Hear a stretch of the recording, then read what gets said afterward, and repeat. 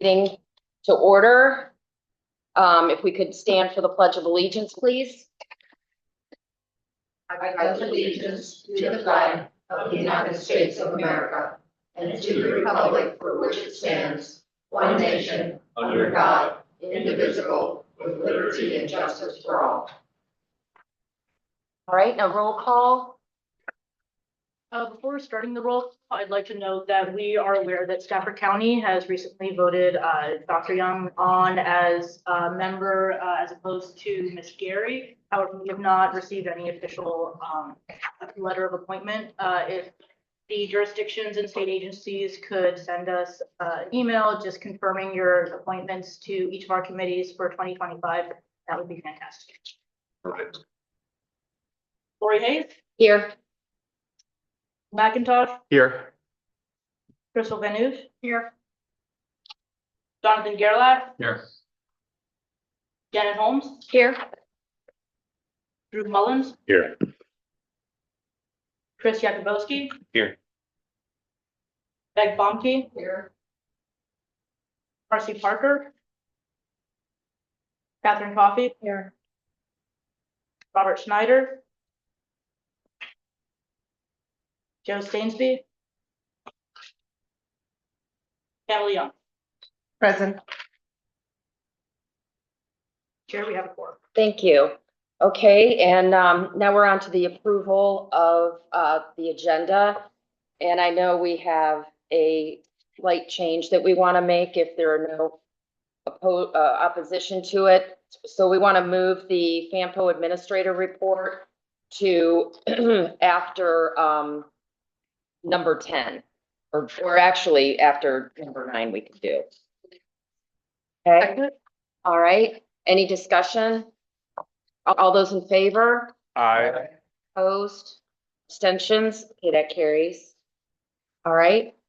And we have no public comments that were sent to us via email. So I believe there was one. Okay. Suzanne Willis. Comments from Elizabeth Suzanne Willis, who lives at 5515 River Road on the heavy traffic on this 2-lane road. 1, disallow trucks above certain weights or make it local traffic road only. You now see 18-wheelers drive on this road. 2, lower the speeds on this road to what they were in 1999. No 40 miles per hour anywhere on that road. Lower the road 25 miles per hour everywhere. Most of the road says 35 miles per hour now, but that is up from what it was in 1990. As you know, people drive 5 miles per hour over whatever it is. 3, add speed bumps to make drivers slow down. 4, protect trees along the road. This means the barrier needs to be put up to hold tree roots into the soil. This action is long overdue. The trees along my stretch, 5515 River Road, could fall any time. Due to these heavy trucks that also speed, the sides of the road are falling apart. This year they blacktop the sides of the road, but that soil and top isn't holding due to the weight of many vehicles. I don't know any particular person to talk to on this issue. Would you help me with this? I know we need the Spotsylvania supervisors full and people on the Commonwealth Transportation Board to be aware. Are there any other entities that would need this information? River Road is a historic road. We know it is the way that indigenous people traveled west or inland from Fredericksburg. My address does pay taxes to the city of Fredericksburg in Fredericksburg jurisdiction. Spotsylvania jurisdiction is across the road and all parts of the road past my driveway. My understanding is that Spotsylvania is responsible for all of this river road, not Fredericksburg. Respectfully yours, E. Suzanne Willis. Thank you.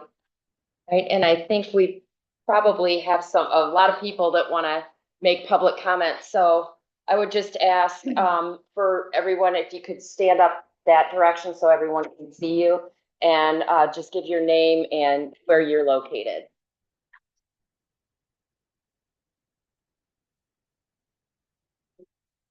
If up there, please. Okay. Thank you. One of these yourself, Barbara? No, I don't. Okay. Thank you.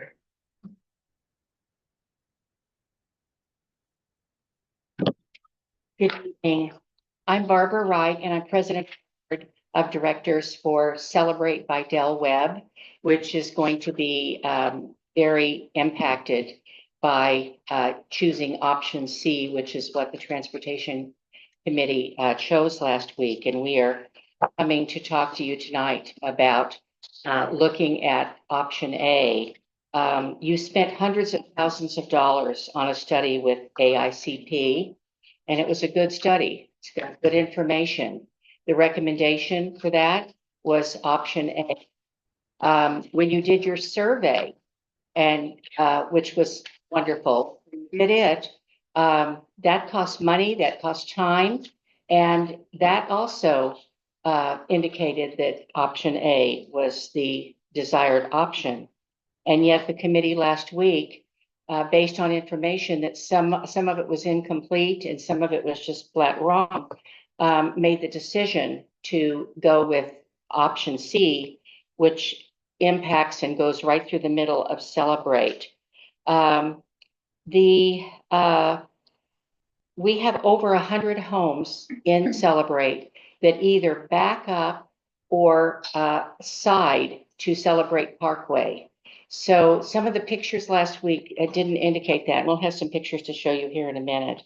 And so we're just asking you to really give the entire picture a fair shot and look at the entire impact of this upon Celebrate, but also the entire community of Fredericksburg. Thank you for your time.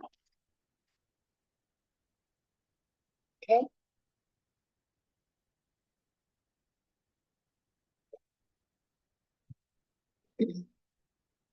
Hello, my name is Al Wilson. I'm the Vice President of Celebrate by Del Webb HOA, and I'm here to talk to you about that. I watched the MBI briefing on December 11th, and I have some questions. Future traffic counts. We talked about peak traffic count, but we didn't talk about traffic all day. Celebrate Parkway is designed for 30,000 vehicles a day. Now, if you go to 35 or you go to 45,000 vehicles a day, then you just increased the transportation load on the parkway.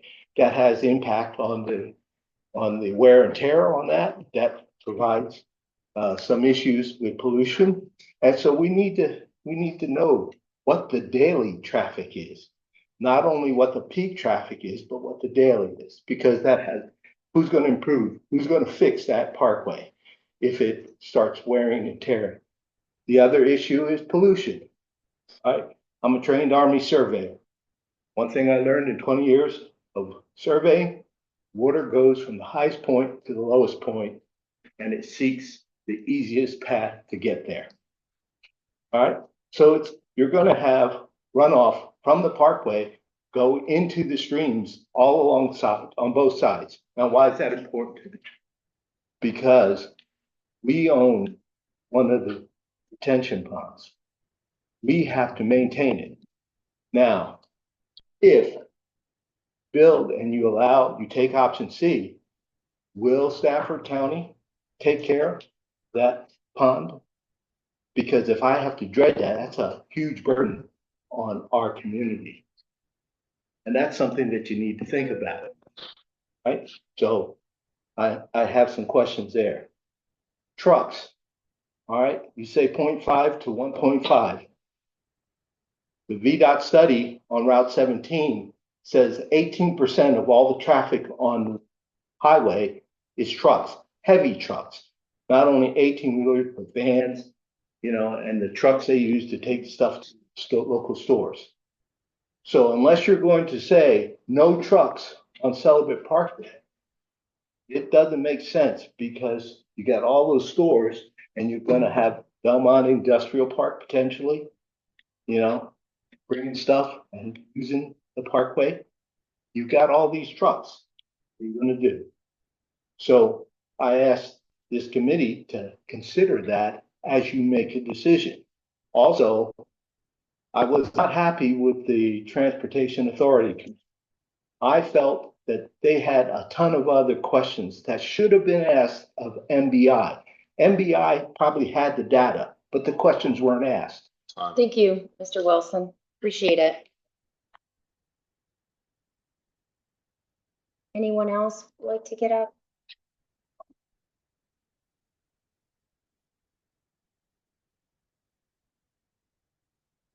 Good evening. My name is Bill Wright. I also live in Celebrate, Virginia. I'm a homeowner. And I've lived there 7.5 years. When we moved there at the end of Celebrate Parkway, there was a golf course. It was built by Larry Silver, and it was constructed by Dean Beeman, who was at that time president of PGA of America, Professional Golfers Association of America. When we moved there, I never dreamed that there would be a bridge at the end of that parkway, as we're talking about now. I thought that golf course would always be there. Needless to say, as a homeowner, as an investor in real estate, so to speak, there is risk, and I certainly did not anticipate this kind of risk. I will just simply say that there are now 1,096 homes in Celebrate, and we're talking about the potential of a major thoroughfare, a highly used thoroughfare, going right through the middle of Celebrate, because half of the homes are on one side of the parkway and half of the homes are on the other side. If each of the homeowners previous to me or since then had only spent $300,000 apiece on their home, that would be approximately a purchase price, a historic purchase price of $328 million. I would simply ask a question, and I would simply cut my time short by saying, would there be, those of you folks, 10 of the 13 that are present tonight, would each of you invest $300,000 to purchase a home and Celebrate, knowing that now the possibility exists of tremendous increase in traffic and disruption and noise and pollution? I'll simply end on that question mark. Thank you. Thank you. Anyone else like to have public comment?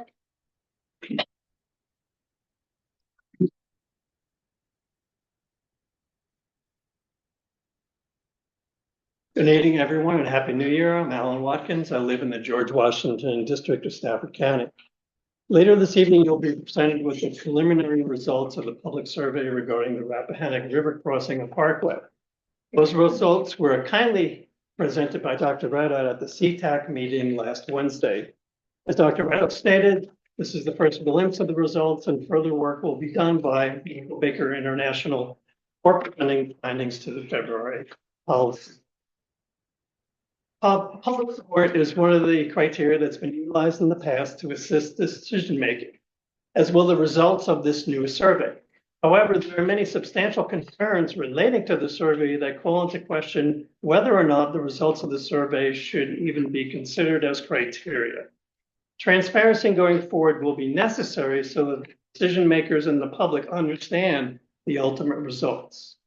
I spoke earlier this morning to the Technical Advisory Committee about the survey, and will provide that content to you so it could be included in the minutes for this evening meeting. To briefly add to that information, if you would like to at some particular time, there are 2 different documents provided to you that you can peruse. It includes a few tables and charts regarding the survey results and considerations that I feel identify a pattern or 2 regarding the voting. The survey was a ranked choice survey with which methodology Baker International eliminate option choices that did not receive many votes in the early rankings, and then to redistribute those votes to other choices in the subsequent rounds. Again, transparency of seeing all of that rounds, all those rounds will be important. Additionally, there's some slides pertaining to varying of the options that were discussed at the Citizens Committee last week. That recommendation that committee made is worthy of consideration and attempts to alleviate a lot of the concerns amplified by both the public and by our regional jurisdictions. Many months ago, presentations at the CTAC meeting began discussing the options plus alterations that might make some of them more viable. This concept that has been presented by the CTAC was actually first proposed by an individual at the very first FAMPO public meeting in late summer of 2023. The modified option that you can see has several benefits. First, it eliminates a large negative impact that widens Green Bank Road.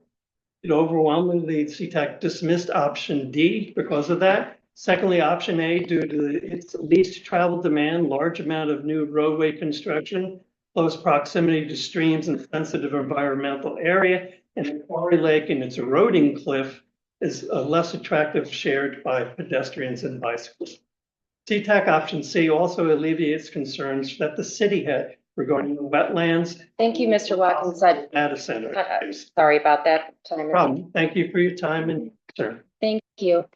Okay, now we're on, oh, sorry. Try to keep it moving. All right. Good evening. My name is Ruby Bravo, and I am the George Washington District Representative on the Citizen Transportation Advisory Committee for FAMPO.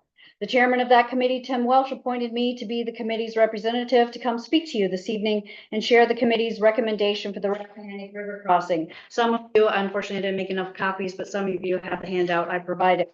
After many, many months of detailed study and discussion, the committee voted on each of the alternatives individually that have been provided by the consultant. The committee unanimously eliminated option D and by a majority vote eliminated options A, B1, and B2.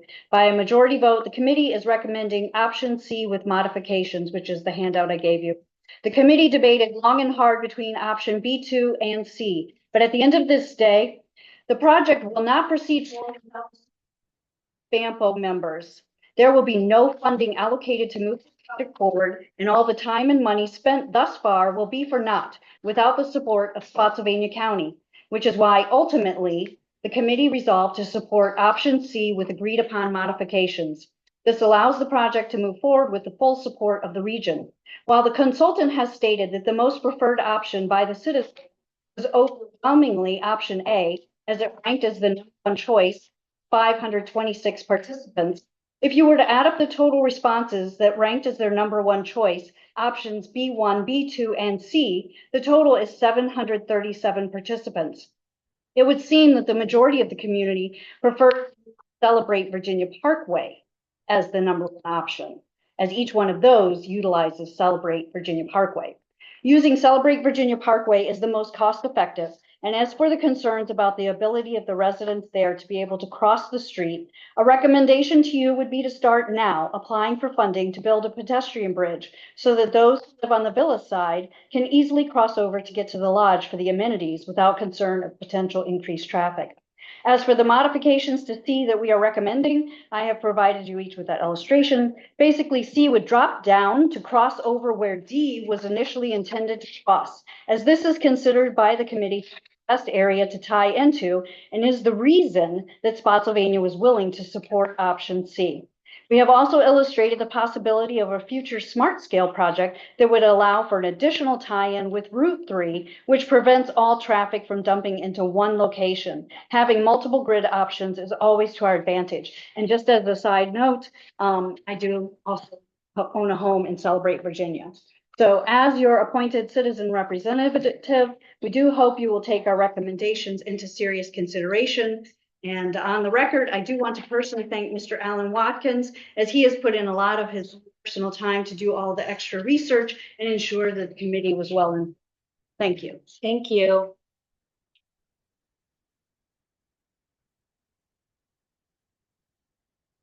Please excuse me for reading. I just want to make sure I stay in my 3 minutes. Okay, thank you. My name is Rosalind Reeder, and I live in the 50 community, Celebrate Parkway. It's all stand over here. Yeah. I would like to take my 3 minutes to tell you about this community, so and how it can be affected by heavy traffic. If you choose option B or C for the river crossing, as you can see on this map, Del Webb is separated into distinct neighborhoods. They're divided by the Celebrate Virginia Parkway. Next slide. Most of the photos that you've seen of the parkway have probably been no development, forest on both sides. So it's easy to imagine wide open spaces bordered by forest. I think it's important to show you what the parkway looks like in the more developed areas. So you can see by the circles on this map that the parkway lands in the backyards of many of the homes. Next slide, please. And here are a few photos so you can see just how close to the parkway we are. And you can imagine sitting in your home or on your patio with traffic comparable to Route 17 driving traffically in your yard. In addition to concerns about quality of life, please consider safety issues. Most of our amenities take place at the lodge in zone 2A here with the red map, but we also form clubs and relationships that require us to visit the other neighborhoods on a regular basis, each time requiring us to cross the street by car, and intersections, especially left turns, can be the most dangerous traffic hazard for seniors. Next slide, please. The parkway is hilly with curves. The sight lines are not conducive out into traffic. Top photo shows what you would see if crossing or turning left onto the parkway from our lodge. Next. These are the views from across the street if you were coming from Hyacinth Place. Next slide. Moving west, this is the view coming from or going to Sanibel. Next slide, please. And at the last intersection, this is pulling out of Charity, which is on the north side of the parkway. Next slide, please. And this is the view from Barnegat on the south side of that intersection. When I attended the CTAC meeting last week, they decided to, as you heard tonight, disregard the survey results. I'm hoping that each of you will hear our concerns and consider the survey results. Thank you. Anyone else here to public comment? Okay, seeing none. We'll close that. And now we're on to the consent agenda. All right, there's a motion on the floor. Good night. All those in favor? Aye. Opposed? Abstentions? Okay, that carries. All right, and we're gonna move Ian to later. So now we go to the FAMPO Rappahannock River Crossing Parkway alternative. Whatever, The river- the study. the river Let's talk about the crossing study. Chair, we've got Mr. Brad Shelton from our consultant here tonight in person, and he's going to walk you through the presentation and then take any questions that you all may have.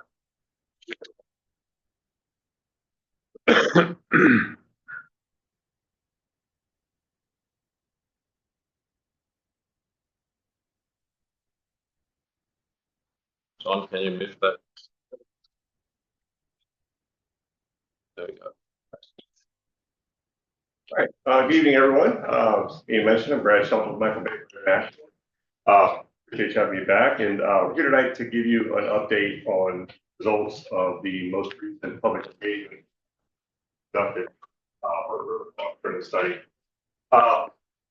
We'll cover some highlights of the meeting, the survey results, and then next steps for the study moving forward. So first, just a reminder of what the study is. Professional EGRA certification, following the planning and environmental linkages process as part of that public engagement is a requirement of it. So it's the right thing to do. Kind of starting with where we left off last time, I should have closed this group. What we took out to the public were the results of our environmental screening, results of public input that was received back in March, results of our travel demand analysis and our intersection delay analysis. From those results, we were asked by staff to recommend two options that we saw as kind of being the front runners at that time, based off of that analysis. At that time, we selected option A because it provided a high reduction in intersection delay within the study area.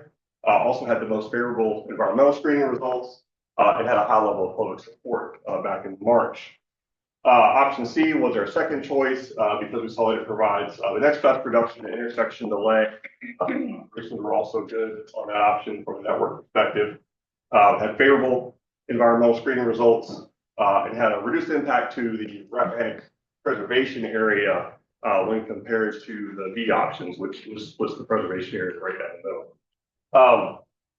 Very clear that no decision is being made until after the public comment is completed for phase 2. We still don't have an official decision yet. I'm not presenting a recommendation tonight because, quite frankly, we had 2 business days to put this slide deck together to get it in your agenda after the survey closed. So we are still going through all the results and digging in through all the comments, and there were a lot provided. But one thing I want to point out on this slide is that while the public support ranking is going to change, the other information stays the same moving. So this isn't just simply a vote of whatever the public likes best is what the recommendation will be. We still have to take into consideration the intersection delay, the environmental, and the travel demand impacts of each of these, along with this new round of public input. So the second public meeting was conducted November 2nd at Fred Nat Stadium. We had a fantastic turnout. We are estimating about 150 citizens showed up for that meeting. So it was just fantastic to see the interest in the study and to engage with so many folks. We presented all the crossing options that we are considering. We provided a lot of information. I think we had 18 boards that we brought to that meeting, which is really a significant amount of information for a meeting of this type. Citizens were invited to walk around, speak with us. I spoke to a number of folks there. In person, that night we received 87 surveys. Handwritten surveys were submitted that night in person. Additional 19 hard copy surveys were submitted by mail following the meeting.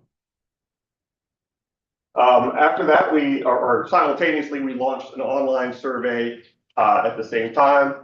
That survey ran from November 20th to January 3rd. Again, overwhelming response rate. 1,395 surveys were completed online. That's a phenomenal number of surveys to be submitted. So when you combine that with the figures on the previous slide, we're at over 1,500 responses for this effort. The questions on the online survey were the exact same as what we had in the in-person survey at the meeting.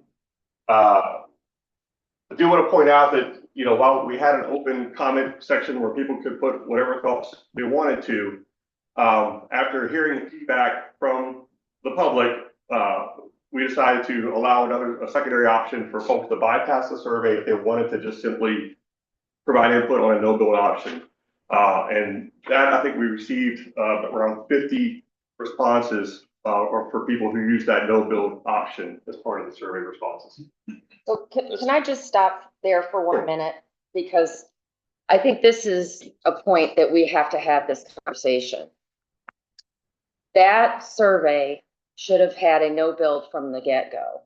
I will tell you right now that in order for you to advance, you had to pick an option. In my opinion, this is not a valid survey because it didn't have all the options. No build is always an option. To do nothing is always an option. So I'm a little disappointed, even though you guys went back and made an accommodation there. I personally spoke with people that said, yeah, I just picked something so I could move on. That's not a thoughtful pick. That's just a pick to try and go to the next level. So, in my feeling is that this is invalid. This whole thing is invalid because it did not from the get-go put something in there that should have been. And I don't know why that wasn't considered. I mean, I've run a lot of surveys in my career and you always put something in there. Yes. Madam Chair, just a quick question on the zip code. Did you just use the zip code to drill down and the person was located that did the survey? Yeah, I'll have all the zip code summaries later in the presentation. Yeah, so you can see where the responses came from. Yes. Quick question. How many surveys have been submitted before the no build option? Just want to know where in the process. It's about a week into the survey, a couple of days. It's quite early. It was But- early because we got it. I tried to take it and that's when I saw it. So it was in the first couple of days and we had a discussion with the consultant and resolved that we should allow a different method for people to pick a noble option so that they weren't forced to take the survey if they just wanted to say no. So we, after discussion, added into the survey right up front, if you just want to vote for no build, you don't need to go through the whole survey. You can just pop it in the mail straight away. Right, and my other question, and Yeah. Drew, but my other question is this, on the ones that completed, did an option, and then later in the survey said no build, were you able to go back and pull those out? Got those, no building. Okay, so they did not get counted as the different, Correct. okay, all right, well, that's good. Correct, yes. If we saw no bill as a comment, we counted that as a no bill. Okay, thank you. To that point, I was taking a survey with the intent of looking for no build. And it wasn't there early in the survey, so I stopped taking. So it's flawed in that regard. Yeah, you would go down this path of funneling choices, and then at the end you had the option, or someplace you had an option to make a comment. So, We also did send out a bulk email to alert people to the fact that they could, instead of taking the full survey, send us a noble comment. And Eugene also ran quite an effective social media campaign to also get the word out on social media that we'd added this option. I know the chairperson tweeted that or put it on your Facebook. I think, or I something. did, but So it was a couple of days into the survey, we made the change and then we put out a bulk email, put it out on social media and made an effort to get to folks who are interested in the survey. well, Okay, so I already read all of this, so I mean, I appreciate the presentation. I don't know how many people here at the FAMPO have actually read it in advance. So I do have a couple of comments that I would like to make. This is just my personal opinion. I think that this survey is very skewed. I read the information and I couldn't hit the I believe button. And I have concerns about the environmental. There was no category. You have 14 categories of environmentals, but nothing was weighted. You know, everything was the same. And so from an environmental standpoint, I'm having a hard time putting my arms around that concept. When you look at B1, B2, and C, those were separate categories, okay? But yet A and D were on their own. So I think they should have all been lumped in as one, because otherwise you're spreading that out unless you're going to turn around and do ranked choice voting, okay? So I think that is deceiving. I also, if you look at the map here, and you know, maybe we should have taken option A out from the very beginning. But if you look at A, when you come over the river, you would have to build it at an angle. You can't build a bridge over a river at an angle. And so, you know, that is very problematic. And then also, you have environmental easements that are over here around option C, but around A, just because they don't have any environmental easements, that wasn't played as kind of a trump card. I don't think they were weighed because, you know, there are environmental considerations over there, but they don't necessarily have an easement on them, right? But wouldn't you look at both of them favorably rather than skewing the one where there are environmental easements already in place that ranked higher just because the other just doesn't happen to have those easements right now? So, I don't know. And I guess my other big thing is that, the fact that CTAC, you know, really had a lot more questions for the consultant. I feel like for transparency for the public and really for all of us sitting around this table, I think that this project needs to go back to them and let's flush out all those additional questions that they have. Because I you know, in listening to what people have said, sounds like maybe we have more due diligence to do there. Thank you. Madam Chair, thank you. One of the other issues I have, in terms of the online survey running from November to January 3rd, people are celebrating their holidays and nobody wants to do a survey around that time. And I just think that you're missing out on a lot of people. I don't know how you all marketed it, but 1,300 is not sufficient for the amount of people that live in this area. I like data, and to me, that's not enough. I have a question, and there's about 25,000 constituents in the Cortland district, which is the south side of the issue in Spotsylvania County. George Washington, is that on the north side? Is that correct? It's a combination of George Washington and Falmouth. The south side is all George Washington. Okay, what roughly the numbers of constituents in that? Well, I guess you'd have, it's probably the same amount. So is the most directly impacted would be those two areas on north and south side of the river. Does that mean they'd be the users of it? Probably not. The main users would probably be people out further west who need to come down Route 3 and cross over. You know, so you're dealing with a kind of a couple of different issues here, right? People that have to live with the solution, you know, on an environmental, visual, noise, all that other kind of stuff, in some ways might not be as much of a user as the people that are going to use that as to their advantage, the people that need to cross, and then I guess coming from the south side, I haven't really looked at that real hard, would use it from the north to come to the south on a daily basis. So is that sample size really representative, allowing for the fact that it does seem to be a bit of a flawed survey? If we were to do it again, how would we target more directly the audiences or the populations that would probably want to be participants in it if it was publicized in a different? I mean, I think we might come up with some better.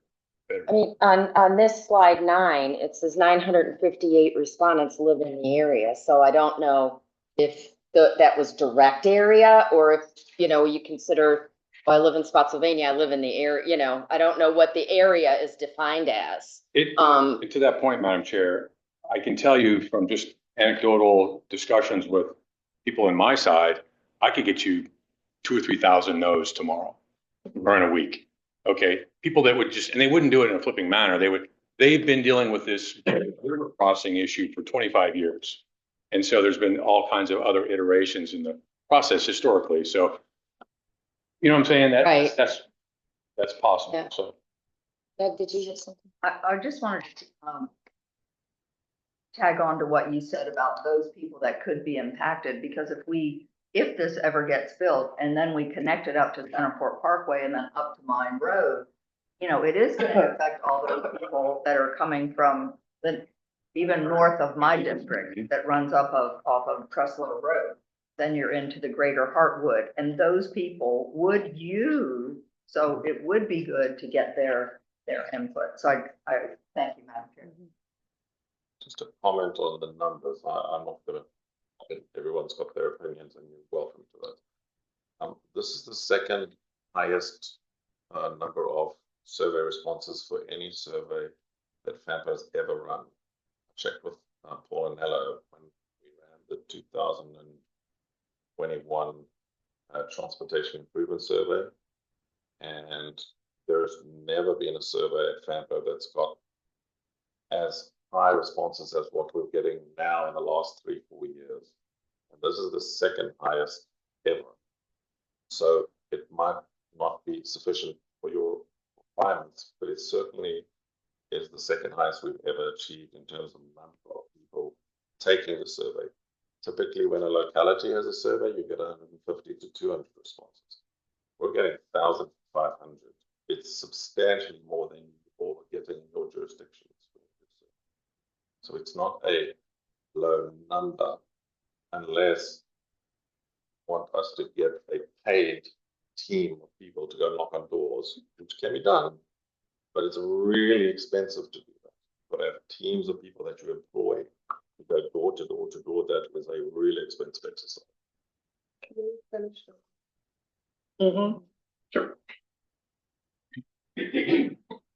All right, so I'll just run through the questions and the responses that we received.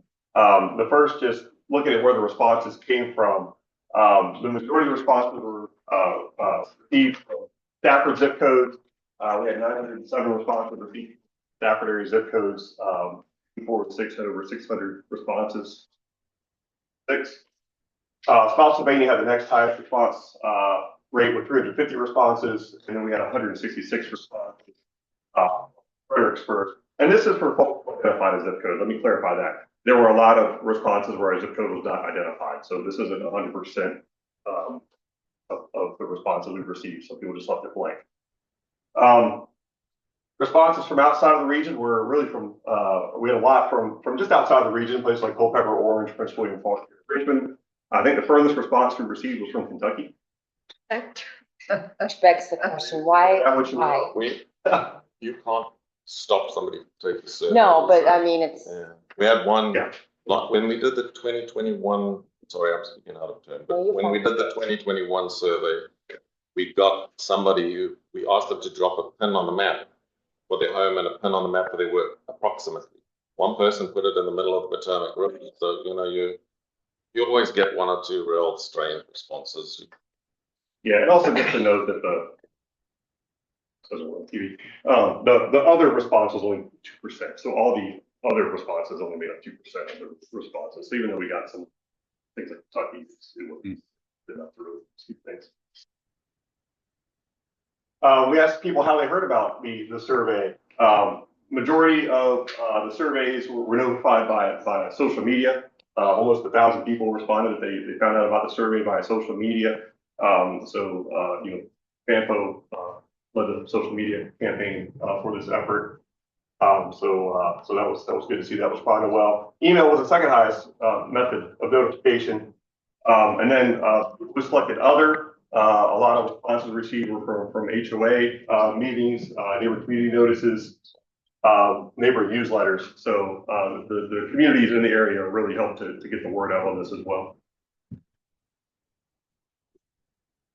We asked people how they traveled through the Fredericksburg area. Did they live here? Did they work here? Did they simply travel through the area? Or a combination. People could select multiple.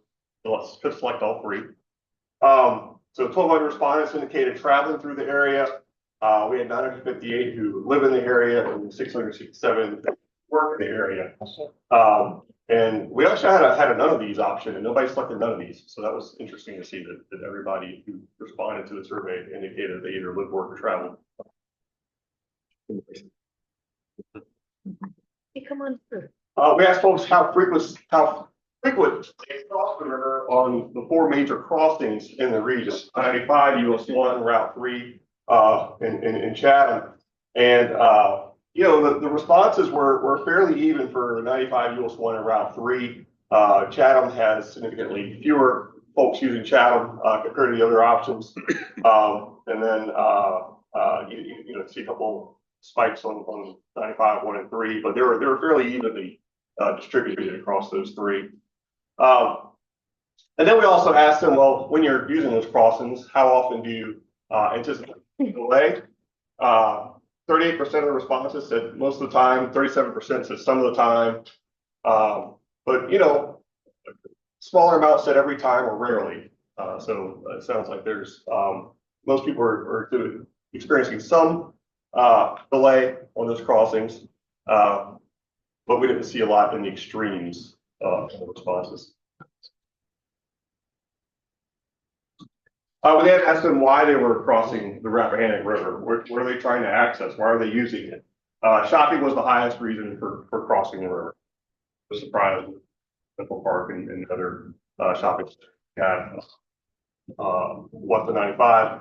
Access to Route 3, access to entertainment, visiting family and friends, and access to US 17 were all very similar in response rates, all floating around the 15% mark. So pretty evenly distributed. Looking through the folks there's other doctor appointments, medical appointments frequently cited in that response, as well as shirts and access to restaurants. So just a refresher on what the various options are, when we get into the ranking results. So option A is the easternmost alternative, and then moving from east to west, B1, B2, C, and D. Then if we look at the results of the responses of the ranking exercise, and this takes into everything, the online survey and the paper surveys that were submitted physically, as well as the no-build emails, which I've got in the bullet point here. But option A received the highest responses as the most preferred option, followed by B2. You see option A received 526 first place ranks, and then B2 received 424. Option D was far and away the most least preferred rankings votes. We received 54 responses indicating a preference for a no-build option. So that is a combination of the emails that were directly emailed that said, hey, I don't want the no-build, as well as us combing through all the other surveys that if we saw somebody said, hey, I ranked these, but I prefer a no-build. I prefer nothing to be done. We counted that as a no-build. So that's all included in that 50. Do you know where those no-build option people were coming from? The emails, they did not provide any. I mean, we have their names and address, their names and email addresses in the emails. We don't have more no-build, not really. Yeah, we don't have. It'd be interesting to see of those people, were they mainly Spotsylvania? Were there some Stafford? Were there some city? You know, where they came from? Again, that's data that I think is important to know. Yeah, some people did have an email signature address. So ones that do have information. The ones that took the survey that put a zip code in. Yeah, it was only flush those out. Right. Yeah, we okay. The majority of the no-build response. Okay. So again, we're not making an endorsement or a recommendation at this time. We're just sharing the data because there's different ways to look at this data. For example, if you take the average score, you say, okay, what's the average? They don't shake out the same as what you see here. If you look at the average score, I think it's I can give you the order. B1, B2, A, C, D. So if you look at the average score of all scores received, 1 comes in first place, B2 comes in second, A is third, C is fifth. So that's why we're looking through the data. We want to make sure and we're not jumping into a conclusion because again, there's different ways to look at it. If you look at the average, it's different than just saying, hey, A received the most number 1 votes. And so that average was based on just the response factor, those responses. Just what you see on the screen here. None of the other factors. Right. Yeah. Yeah. Yeah. So if you take, if you have a high number of first place votes, it's also going to be weighed down by a significant number of fifth place. So that's where that shakes out. So we also had the open, tell us anything you want. So we got a lot of comments in that box about concerns about traffic and safety, concerns about increased traffic safety issues, particularly related to 55 communities in the study area, worries about noise, pollution, impact on property values. A lot of comments just exhibiting preference for specific options. Some people like option A for its lower impact on people in house, like option B2 for its minimal environmental use of existing environmental impact use of existing infrastructure. So just examples. Comments about environmental and historic preservation. A lot of people, that's a high value item to them, so they wanted to make that known. Concerns about the impacts on natural preserves, reforestation, conservation of species. So some folks went into great detail about their concerns for resources. Comments also include the need for improved infrastructure. Some comments emphasize the need for improved infrastructure, better road connections, better pedestrian walkways. Fair comments interested in noise barriers should one of these options be selected. Also, we're transparent here. Some folks noted, hey, maybe there could be better communication with this process and a little bit more transparency with the process. And we hear that. Mixed opinions on project necessity. Again, this is where some of the no-build comments came in. There are mixed opinions on the necessity of the project, with some residents strongly supporting the river crossing to alleviate traffic. Others believe it might be unnecessary and prefer a no-build option. So again, we're sharing everything that we got here. We're not trying to hide anything. So next steps in our process, we're reviewing all these comments. It's a lot. 100 plus responses, a lot of handwritten responses. Make sure that we're not missing anything. We're still looking at you to consider. So just a question from me. Yeah. Most of those 1,500 responses also wrote something, or many of them? Many, yes. Okay. Many. I've seen a lot of them, so I just. Yeah. Sure, yes. Yes. So I don't know if the cost is on this project and study, but everything that you're doing right now is included, or are you planning on that? Everything's included. And what he's doing? Yeah, we're delivering the scope, correct. Yeah. Read the scope up front, read the top up front, So the goal is for us to have a recommendation of February. Because we're going to look at this, we're going to go back and look at our previous analysis in more detail. Again, we're taking into consideration comments we proceed. So it just takes some time to do that, but our goal is to have a recommendation for you in February. Once we have a recommendation, the next steps, the last deliverable or really work item in our scope, aside from delivering a report, is developing a project sketch and a detailed cost estimate for the preferred option. That process does take a couple of months, but that will get you what you need should you desire to advance an option forward into a funding application, such as.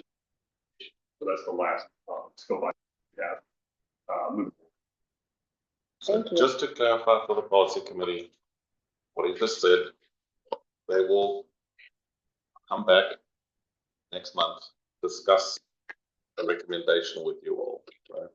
They're not going to do any work until you all decide that you're happy with the recommendation, or once there's a recommendation that has been generally accepted by the policy committee, they will then go and do the detailed cost estimate, the drawings, write the final report. We're not going to start work on that until you've all heard their view as to which option or options that you need to are the preferred ones to use, and you need to discuss that with them next month before they go and do the final phase, which is cost estimate, the drawing, and the final report, which is the document that contains all the work. So then we got a question again. So That included. yes. So next month, then you get to have this final look again at all of the options, discuss it with the consultant before they go and do all that work. Madam Chair, Mr. Baker, so have outside environmental agencies or organizations given any input, or they have to wait until you decide So which option? We have been engaging them through this process. We actually have a meeting coming up next month that the final results of our analysis. So we're having an agency coordination meeting in February. That includes federal environmental experts, state environmental and roadway experts. There's a whole list of stakeholders which the consultant has engaged to. So will they be these stakeholders or these other agencies be only looking at whatever the recommendation is, or all of the potential? Because if you focus on one and. No, they're going to be looking at all of them. Yeah, they're looking at all of our analysis. Again, we're following the planning and environmental linkages process. So they're going to be looking at it from that perspective to make sure we're doing everything in accordance with that process. So it would be like, say if it was option X and there was Y was also a runner-up, would they be looking at both of those? Yeah, I mean, they're primarily going to be make sure that we are evaluating things the way that they should be evaluated. They're making sure that our process is good, making sure that the work we did is sound. Okay. That's really their concern, is to make sure that what we're doing is above It is in accordance with their acceptance processes. So that's. So you'll have your results on those, in those categories, and then those agencies will either check it off, right? Right, yeah, Okay, right. okay. But it could be, maybe you need to consider this, maybe this again, that those are different comments that could come out of that. Thank you. They've also included in the study the Virginia Outdoor Foundation, the North Virginia Environmental Trust, I just forget it. Conservation Trust. Name. Friends of the Rappahannock have been invited to stakeholder meetings, etc. So they're all being consulted. Sometimes they come to all meetings, sometimes they don't, but they get invited anyway. But last comment, if they are observing it, they're probably holding their opinions until or any input and completed your work. So Virginia Outdoor Foundation said to us many months ago that they are okay to watch the process until we pick a recommended alternative. Okay. At that point, they will give us formal comments on that recommended alternative. If you do this, these are the implications and these are the mitigation type measures which we're going to be looking for. Okay, great, thank you. So does anyone else have any questions? Okay. So, Madam Chair, I want to just like to state before we move on that all of the comments will be included in the study documentation verbatim. Everything we receive will be included in the study documentation verbatim. I mean, That is a NEPA. thank you. My concern, again, my concern is that, and I don't know what the answer to this is, but the survey at its core, I feel is not, we're not capturing an accurate picture. And so if we're moving forward with your recommendation based on that survey, you don't have what I consider to be accurate data to make a recommendation. I don't know how you all feel about that, but that's the way I feel. Just for clarity, Yeah. Madam Chair, is it that we should have had the no-build option from the beginning? Is that the concern with the data? Absolutely. Or is there some? Yeah, that no build option should have been front and center on all the options. Because I do think, I mean, I attempted, can you tell me how many people started the survey and then just dropped off? I mean, how many people engaged and just decided to stop? Because that's what I did. And others on our transportation committee even said, well, a couple of them said they just put in any option and then moved forward. And then, so, to me, how many people weren't captured? Could our numbers have been double that if we allowed for that? The results, I mean, I know. Well, that's wishful thinking, right? Yeah. So I've noticed I've been quiet on the content of the rest of your comments, and I've only spoken about the survey. The public have been surveyed 3 times now on this basic concept. The first time was in the East-West study, where 78% of the public said that they would prefer that we build a bridge. The only options were no build or build, but we didn't explore options. And 78% said yes. Then we surveyed them again with Michael Baker in March, I think. And there, the results included a no build option. And the no build percentage was quite low in March, but it was an option. It was made available and they were able to choose it. And we got a low response of members that said no build. So that's twice that where the no build option was built in and we got a low response. Now, this is the 3rd time, and yes, for the first few days, it wasn't an option. So that is one issue. But again, we've got a fairly low number of no build options. So it's not one survey in isolation. We've 3 times. No, I get what you're saying, but as I said during our conversation, the option should have remained the same. Because as people become more and more aware of what's coming down the pike, they get more and more engaged. So So, just because somebody wasn't engaged at the first week or the first survey doesn't mean that maybe they didn't know about it at that point. But now people are talking, they're maybe going to different HOA meetings, and now they have an opinion, and the no build option's not an option. So it's just from the standpoint of just being statistically accurate, I don't feel it is. Well, I'm sorry, I know you had your hand up. Yeah, I mean, the point of this study is not do we build a bridge or not. The point of the study is if we are going to build a bridge, where should it be and what should it look like, right? I mean, I don't think that this is designed to gauge public support one way or another. It's designed to answer the question of if we pick in the fork of the road, yes, bridge, this is what it should look like, so we know what it looks like and what it should cost, right? And like if we move forward with this study with recommended options, that's not saying we're building the bridge there. That's saying like, okay, now let's go back to our jurisdictions and have this conversation about whether we want the new another river crossing or not.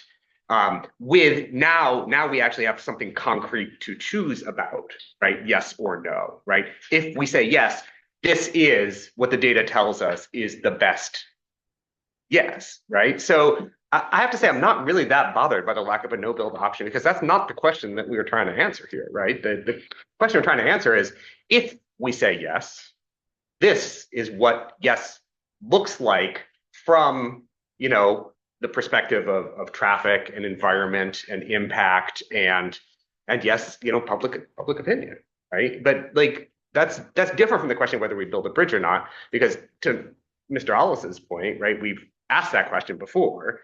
And also that question is not decided, and that's the question for us to take back to our jurisdictions and decide on now, right? But now it's not like hypothetical bridge versus no bridge. It's this is the bridge that the data tells us is the smart bridge to build versus no bridge.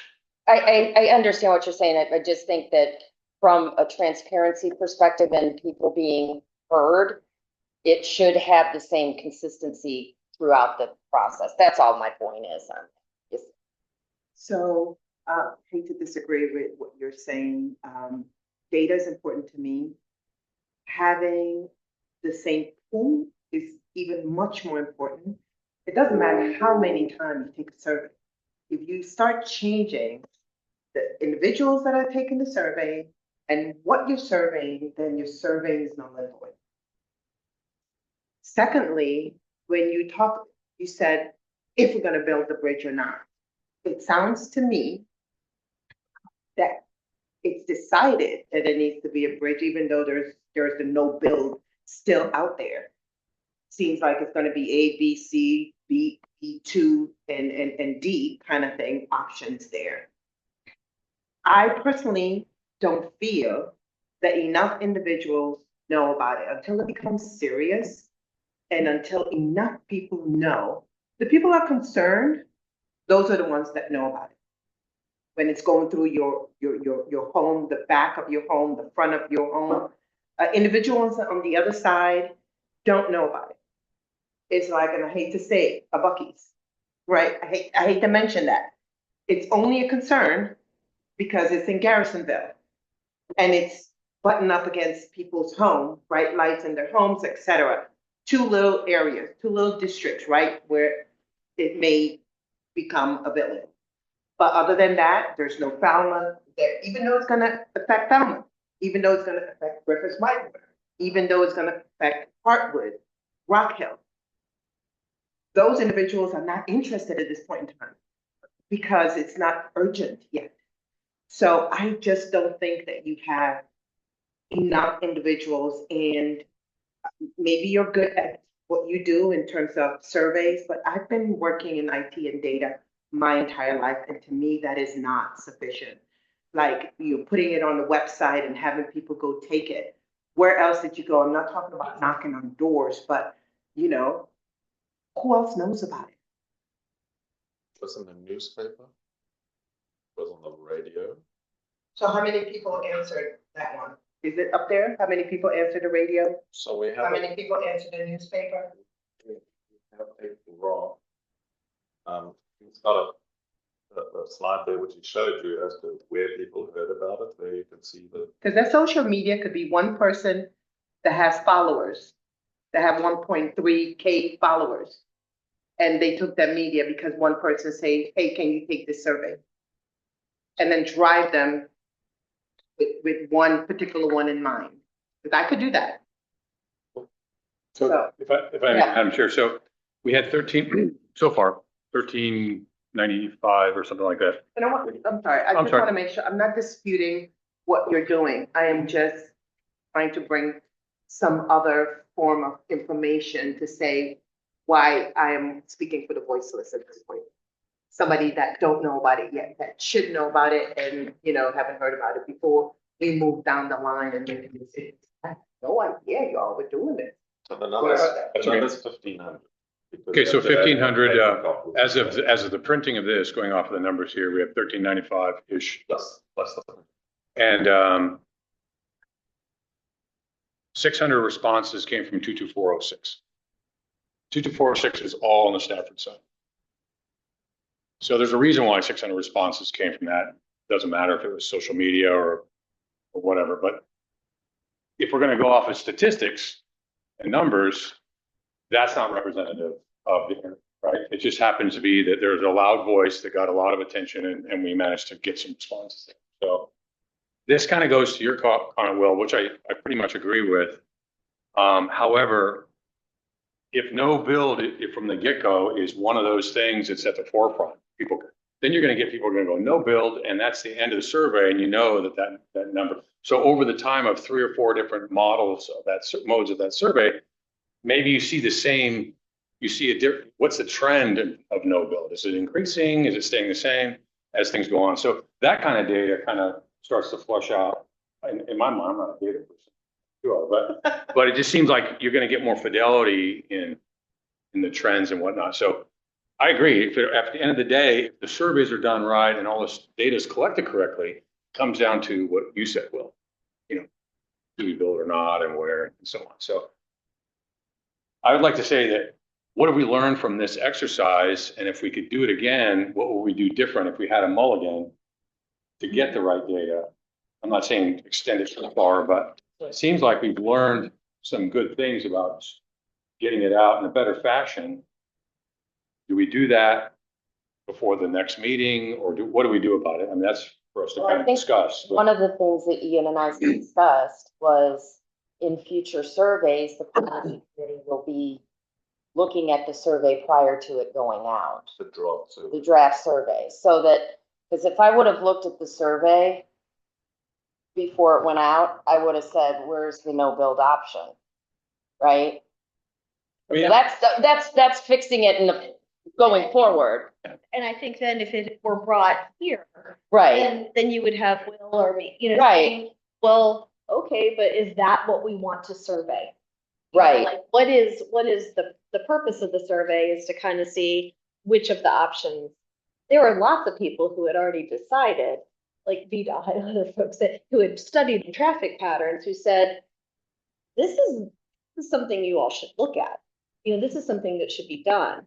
Whether or not the people on the survey, like it was already recommended by people who do traffic.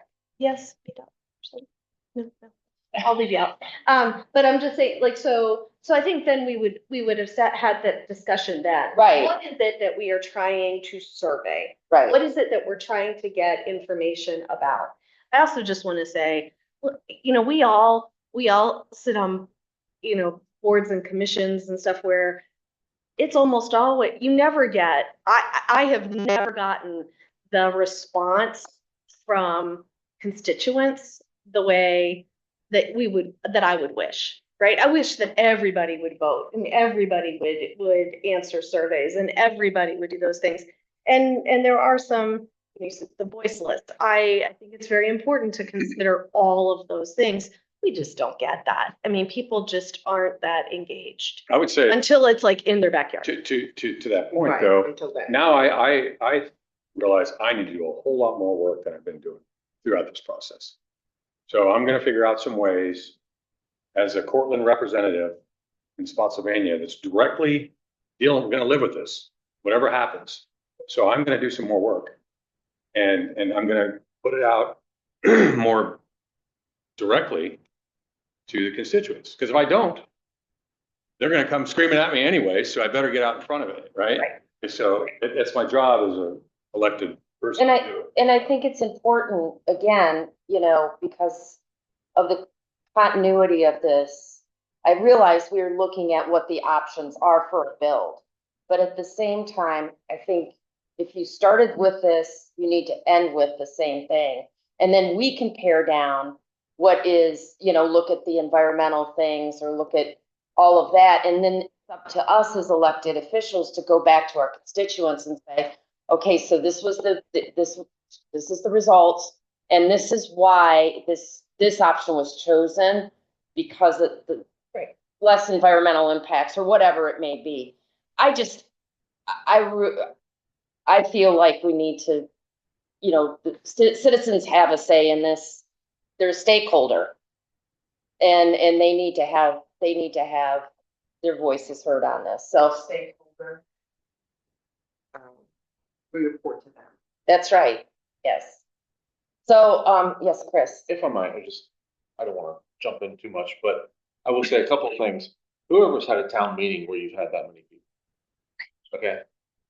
You've had 1,000 people show up. Not 1,000, No, that's but we what I'm have saying. about 40 show up. Oh, 40, well, yeah, 40, yeah, but, you know, but people are not engaged, and I don't think it's up to us to demand that they are engaged. I think it's up to us to provide the information out there, and if they're not, that's not our fault. We can't force anybody to take the surveys.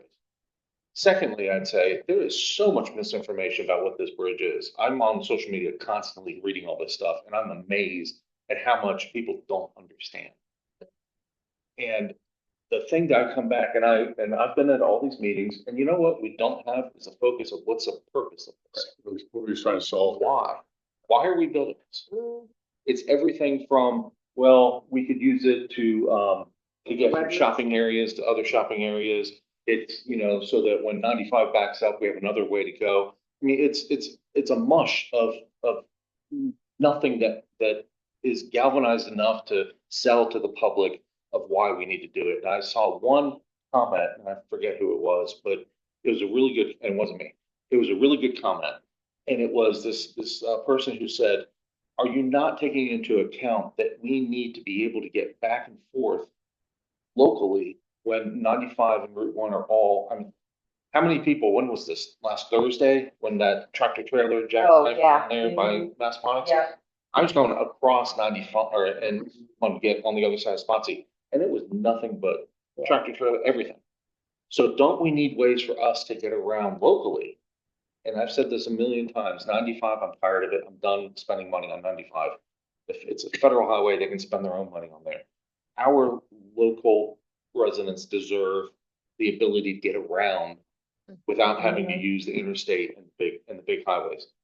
And that, I think, is what's lost on all this, is because, and the other part of the comment too was fire and rescue, getting to the hospitals, you know, all the other stuff that we aren't thinking about. It's not simply commuters. It's not simply, you know, getting to your soccer game. There's a million other things that go as part of this.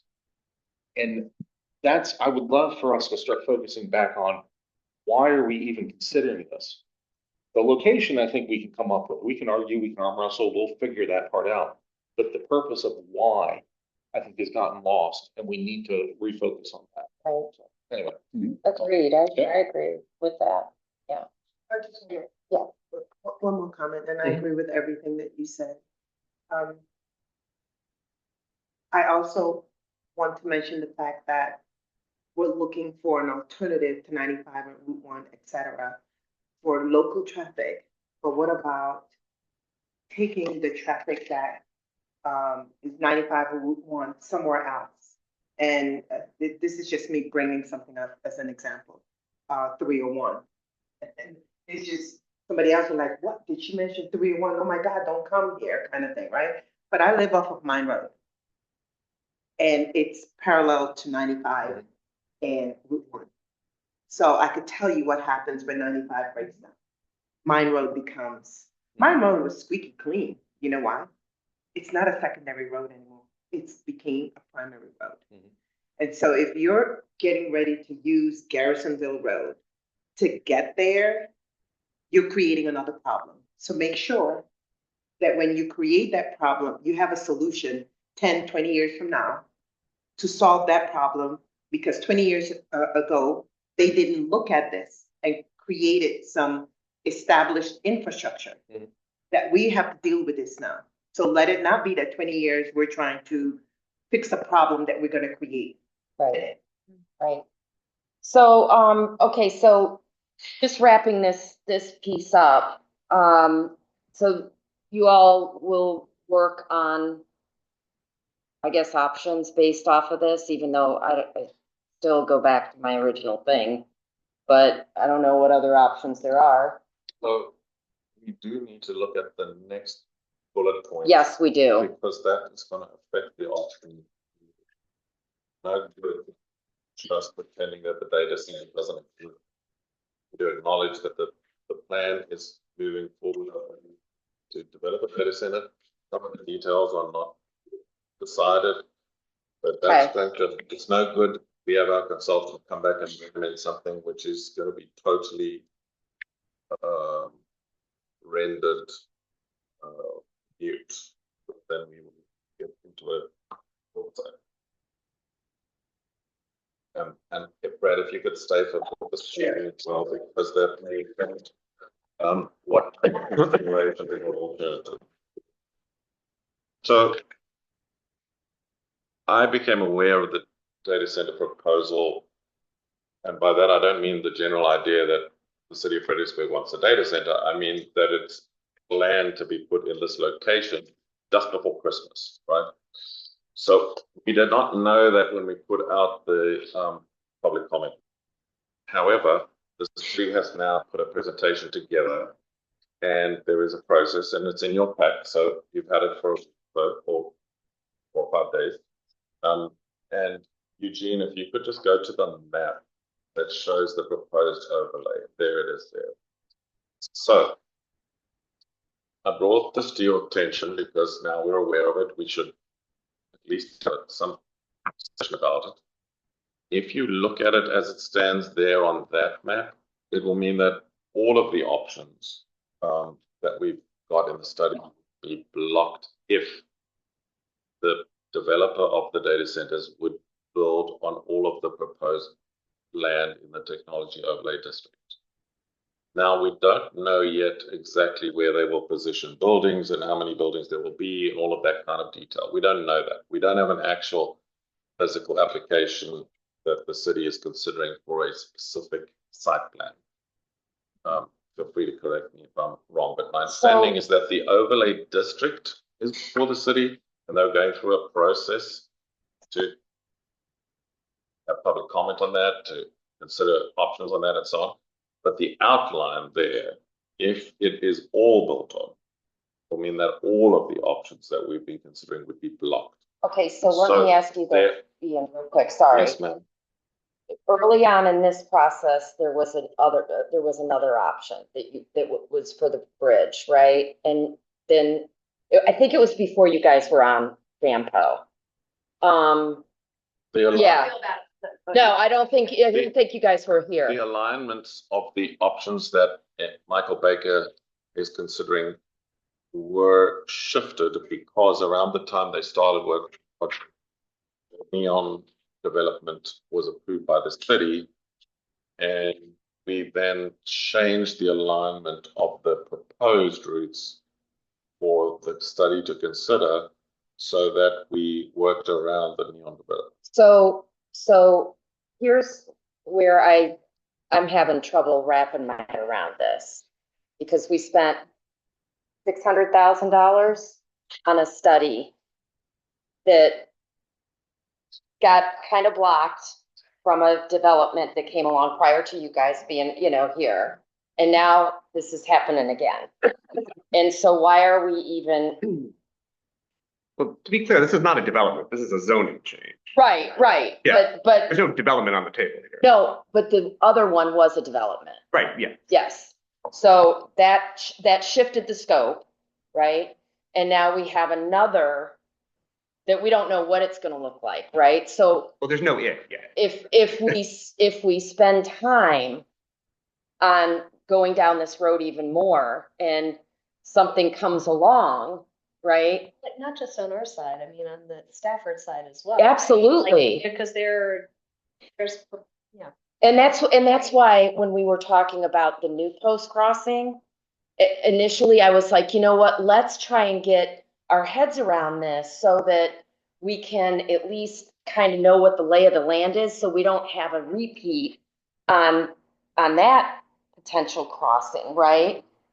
So that we know, okay, this is what this is on our side, and this is what this is on Stafford's side, so we don't have this, because it's a lot of money and it's a lot of effort to kind of go through this whole process. So Stafford has put in their comprehensive plan update a dotted line that crosses the river to be considered for a river crossing bridge. However, they, I'm told, are prepared to amend it once the study makes a recommendation as to where the alignment would possibly be. So they preliminary just put a line. The line would have to be adjusted based on studies and future input from VDOT. So it is just, but what my understanding is the way local government works is that you put your proposed development into the plan, your comprehensive plan, so that when developments do then come along, you can alert the developer to the fact that we have a proposed road coming through here and you need to be aware of that. But until it gets into the localities plans and FAMPO's long-range plan, when developments come along, they can then upset the proposed plan because you haven't approved it in your comprehensive plan.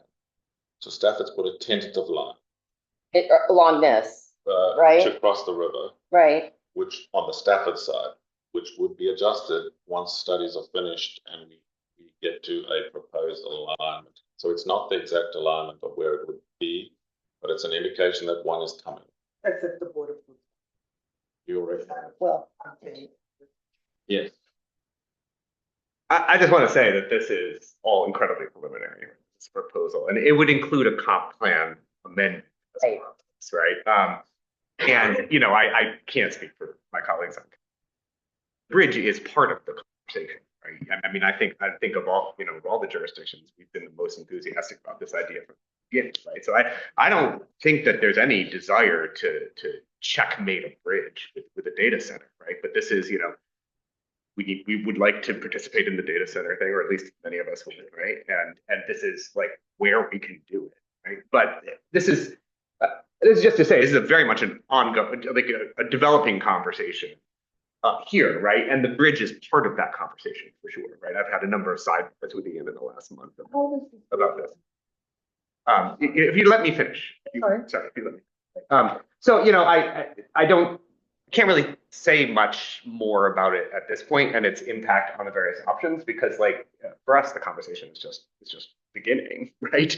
But the bridge is part of that conversation. And I think that there is certainly an interest amongst a lot of us, right, in the city of maintaining the bridge as a possibility through this process, right? We would like to have, oh wait, I don't want to say we, I would like to have a bridge and a data center, right? And I think we can make that happen, right? But that, you know, we're just starting this, but we're also moving quickly, right? This conversation, you know, we hope will be wrapped up by the end of February. So we should have a lot more clarity well before the close of the study window. What's going on. Can you add to that conversation? How does the bridge affect Fredericksburg? So in terms of traffic, because I don't know. I think that I can only speak for myself. Yeah. I'm excited about this because of the way that it takes pressure off of so many other roads, particularly through the city, right? The traffic counts go down dramatically in that study, right? At least with some of these built options, right? That's one of our major traffic choke points, right? From the Falmouth Bridge down through one. We have a real problem. Councilor Gerlach knows about this, right? With traffic cutting through residential neighborhoods from Route 1 up to Central Park. And this would relieve a lot of that, right? And that's a big impact on our older residential neighborhood. So I mean, I think that speaking for myself, I'm interested in pursuing it for that reason, right? It's a pressure valve on the Falmouth Bridge, which is probably the biggest choke point in the city. I'm just new. Yeah. At all of this, and I've been coming to these meetings and hearing them.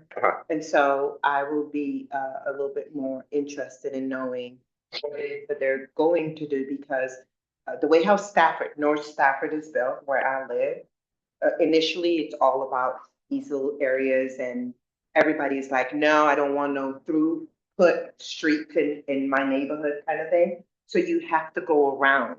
And the only roads that are available that head through is mine and 17, and that's it. So it's going to take on all the traffic from everywhere. And that's what I'm making sure that, yeah, when you leave one side, you increase it on the north side. Okay? I mean, I think the studies that they shared with us suggest, right, that Falmouth is going to see enormous traffic relief because of this, right? Falmouth is in the south. Yeah. No, It'll. I'm sorry, you're talking about the south side of Stafford County. Talking about the north side. Okay, I was confused. I thought you were talking about the south side of the river. No. Okay, all right, I follow you. So Will, would this overlay preclude a bridge, one of the options at all? No, this is just a zoning change. Okay, so it includes, it's not just a technology overlay, it's gonna be in addition to the other zoning? This is a zoning change to Okay. enable the construction of data centers. Gotcha. In this area of the city, which is now to Chairwoman Hayes's point, right? Like when there are proposals on the table, we're gonna bring them to you and talk about that. Yeah. But as those proposals come to the table, at least speaking for myself, right? Like one of the things I'm gonna be looking at is this proposal compatible with maintaining bridge the prospect of a future bridge alignment? Yeah, because I mean, I speak for myself, I would like both of those. And I think we can have.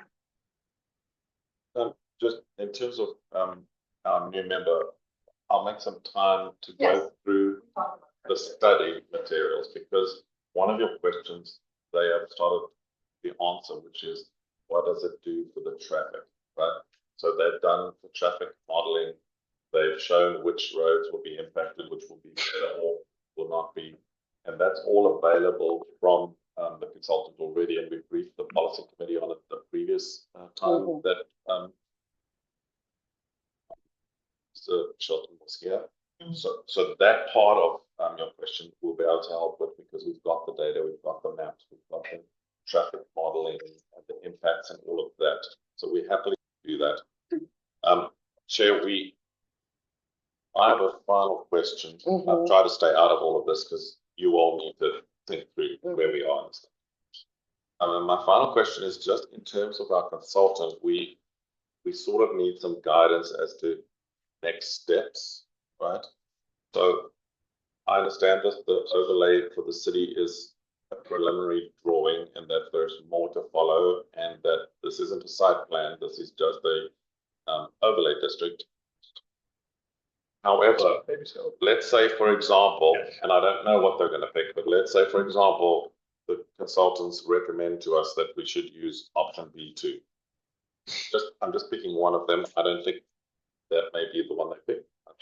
If they do, if that cuts through right through the middle of the overlay district and cuts it in two, that may be a problem for anybody trying to build a data center. So my guess, and this is purely me guessing as an individual planner, is that if this goes ahead and becomes a large data center development, it's likely that it's going to push the choice of which corridor should be the river crossing corridor to either options right on the east or right on the west of the study area. In other words, options that are in the middle of the study area probably are not be able to move forward anyway. Sure. So that's just, and the MBI team would like to come back in a month's time with recommendations for you to discuss, not for you to decide on, for you to discuss, because they then have to, in the final phase, do some drawings. So I just want to know if there's any guidance to me and to the Yeah. to the Ian, I think consultant. we have to wait until you guys have more information. I really do, yes. If I could just point out something here, if you don't mind. This road here is Gordon Shelton. Okay? If option A is built, the idea is to connect to this road. Now, in the zoning district that we're considering for the data centers, there's a setback of a minimum of 200 feet on each side of that road that can be a building constructed. So it's kind of built into the process.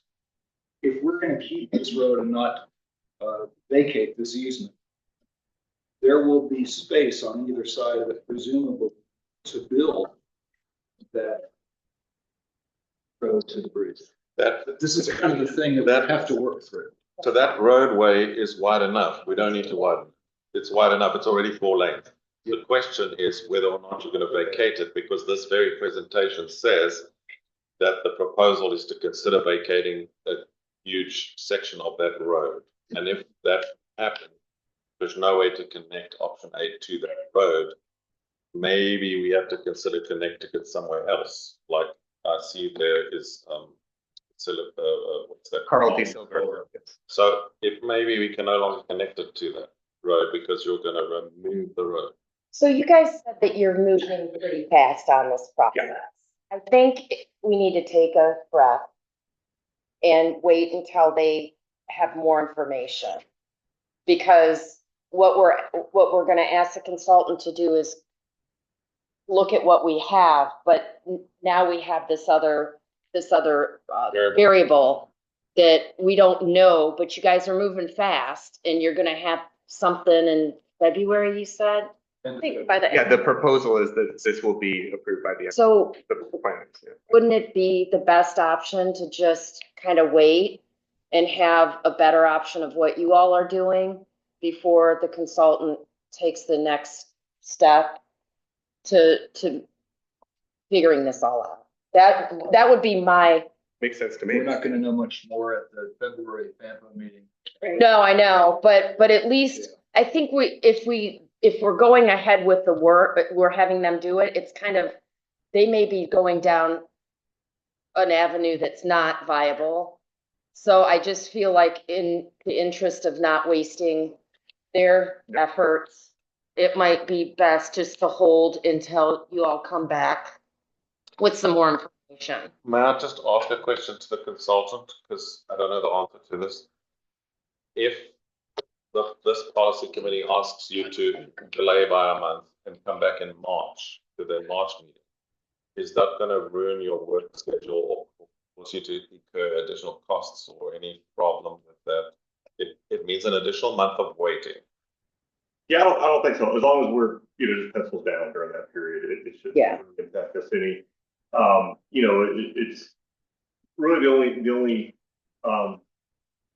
deadline that you all need to be is the smart scale applications.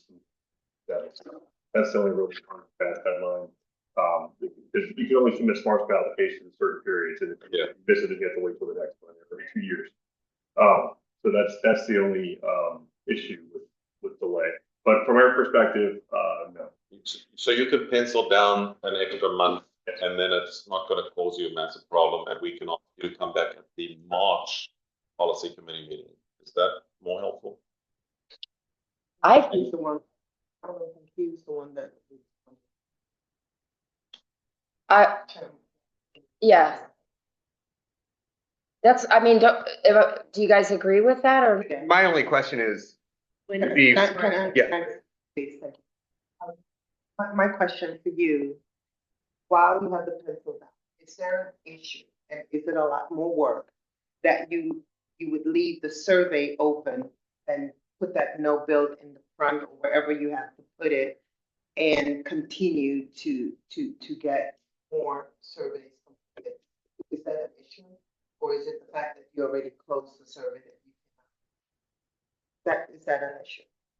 When we announced the survey was closed. The fact that you had November to January, which to me is like a time that people are not paying attention. November is.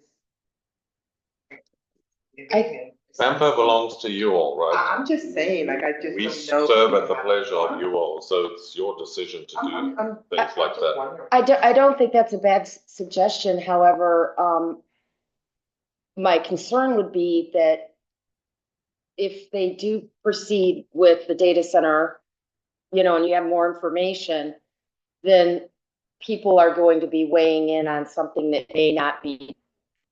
Available. Yeah. So But I don't think that's a bad suggestion. I think at this juncture, we just kind of have to. Yes, well. We're February 25th is the final, right? I guess my only question is if we come to some sort of finality about this on February 25th, is that enough time for them to come back with something before the March meeting, which is what, the second? I mean, they've started looking at all the survey results already. That's why they presented you a slide presentation, and poor Brad has been reading every public comment, so there are hundreds of them. And so they've been working on it already. Okay. All right. And the traffic study is done. The micro simulation is done. The environmental assessment is done. And, I heard some comments earlier, we might not all agree on the results of the environmental assessment, but they followed general practice that is used elsewhere. It's not like there was some sort of a different thing done. But that's going to be reviewed now by the federal and state. What's the meeting called? Agency coordination. Yeah, the agency coordination meeting will have another look at that. So I think the agency coordination meeting should still happen because we've scheduled it. We've got the people coming. We can show them the work done so far. We can get input from them. But you're not going to do any additional work for a month. Yeah, and we'll continue going through the survey results and interpreting those, right? And seeing how they combine with the traffic and environmental results that we've already put together. And then we'll pause and wait to see what comes from Fredericksburg. We'll have essentially the foundation ready to go. I'm sorry, I'm a little confused. What are we waiting? Fredericksburg is sitting here saying that they're not going to stop any of these road alignments. No. Well, no, we didn't say that. Oh. We said we still want to keep a bridge. Right.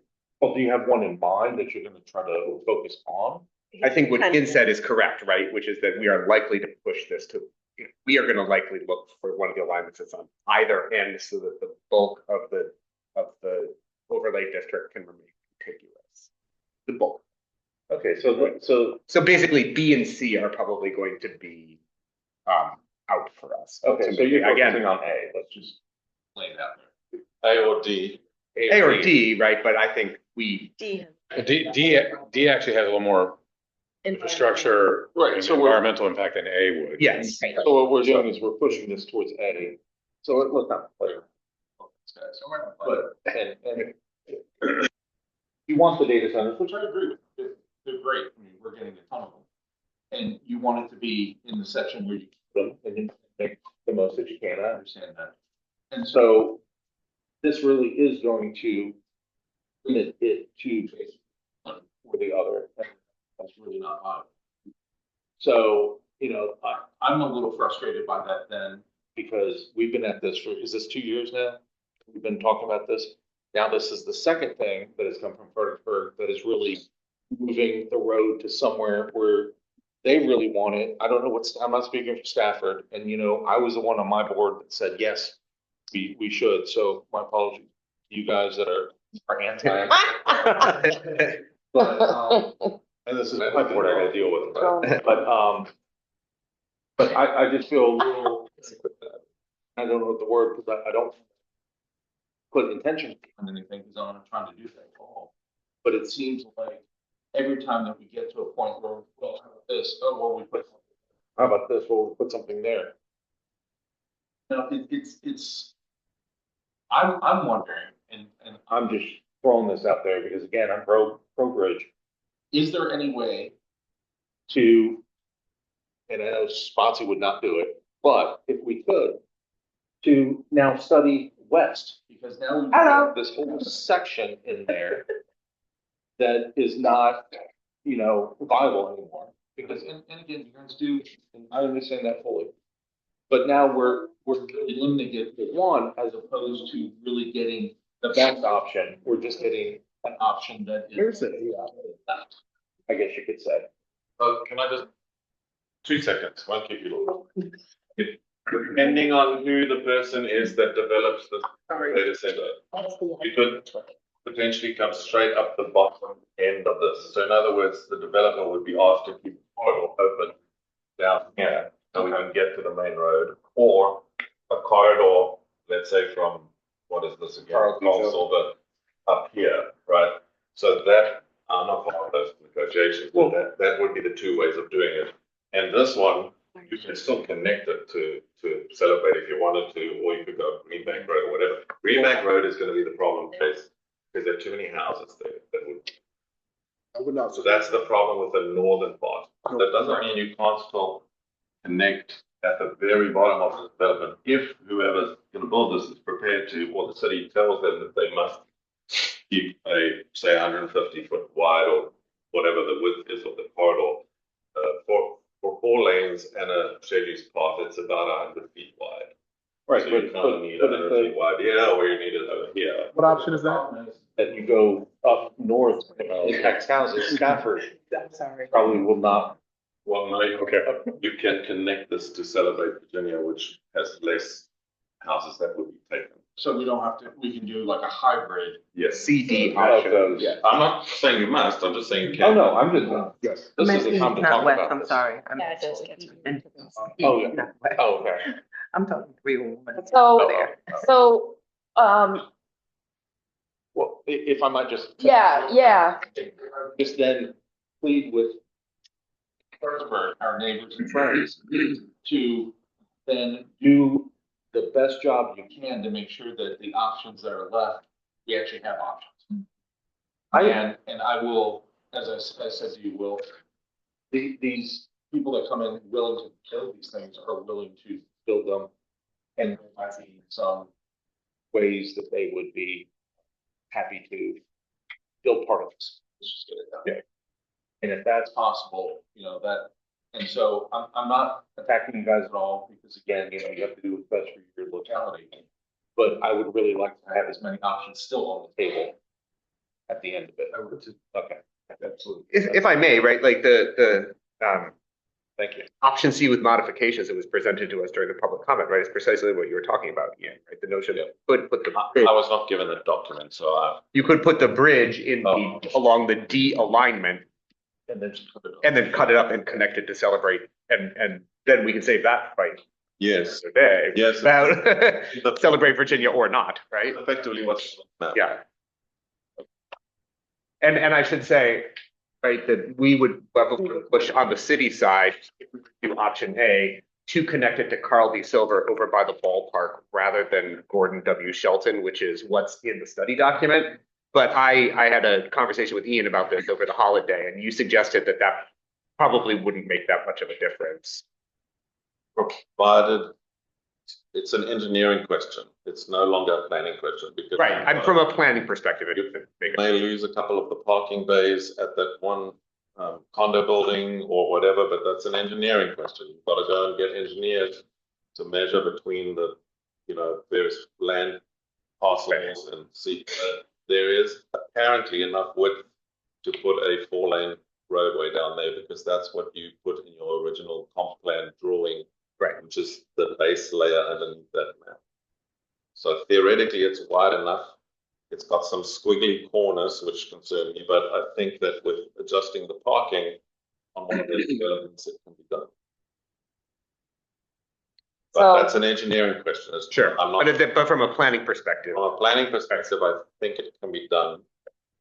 But there are some engineering questions, and I know Kathy Coffey is an actual engineer there, and she'll slap me any minute if I say any more. So I'm not going to say anything. Can I ask a follow-up question again?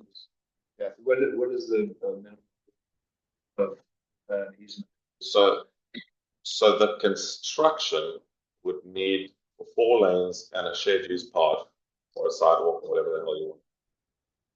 You're looking at 100 feet wide.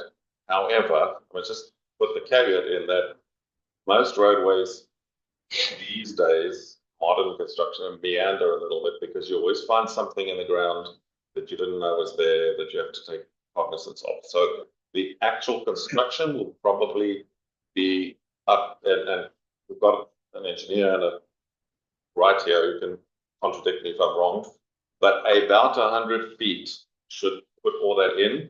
But you might need wiggle room on either side because that road might not be a straight line. It might be something in the ground there that we don't know about because no one's done soil testing or whatever. So probably 100 feet, but it would be better to keep a little more than 100 feet for whatever unknowns we might discover later.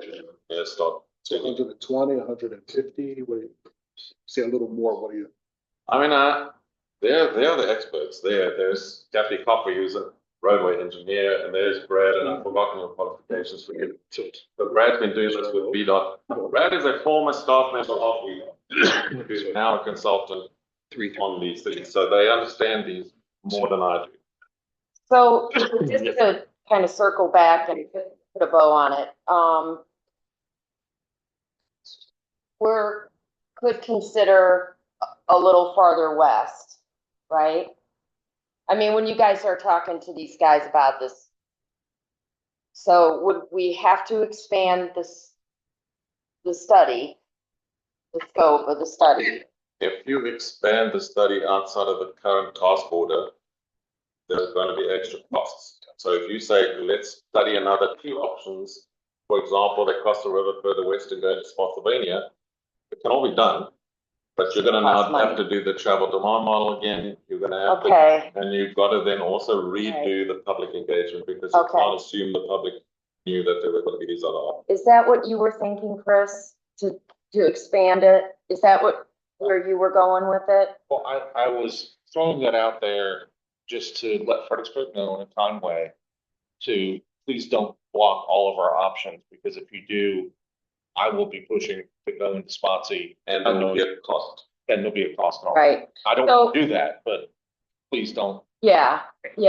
So I think at this juncture, are you all in agreement that we need to just take a pause? Yes. Yeah. Okay. Sure.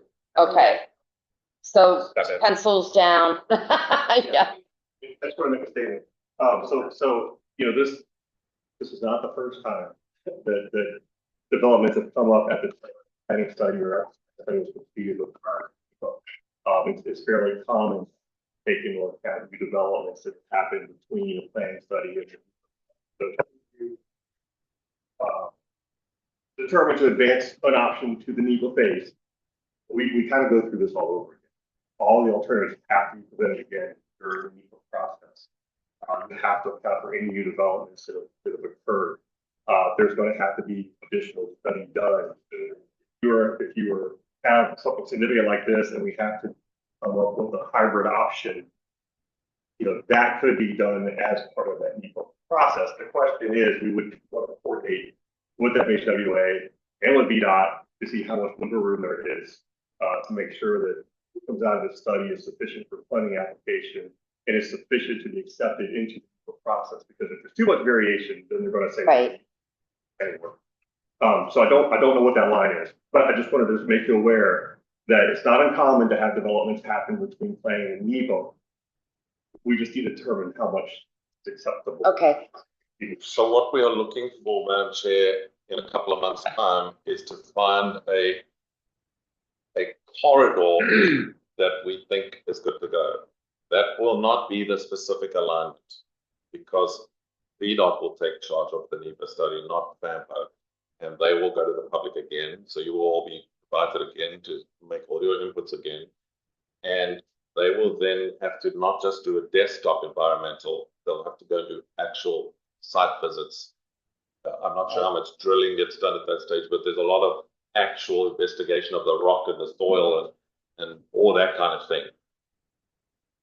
Because we're quite close to I-95, there's a little bit of knowledge out there already as to what the environment is like in terms of the rock and all that kind of jazz, because it's quite, depending on which option you pick, option A would be very close to what I-95 has. There'll still be new things like the quarry.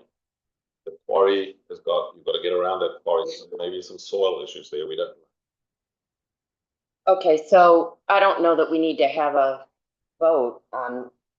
No, if you just all agree that. I think we're all in consensus agreement, pencil down, That the right? consultant must pencil down Good. and come back in March and then talk to you in March. Is that good? Okay, Drew, Chris, okay, you're good, Yes. yeah, okay. Madam Chair, just, just to put something out on the table.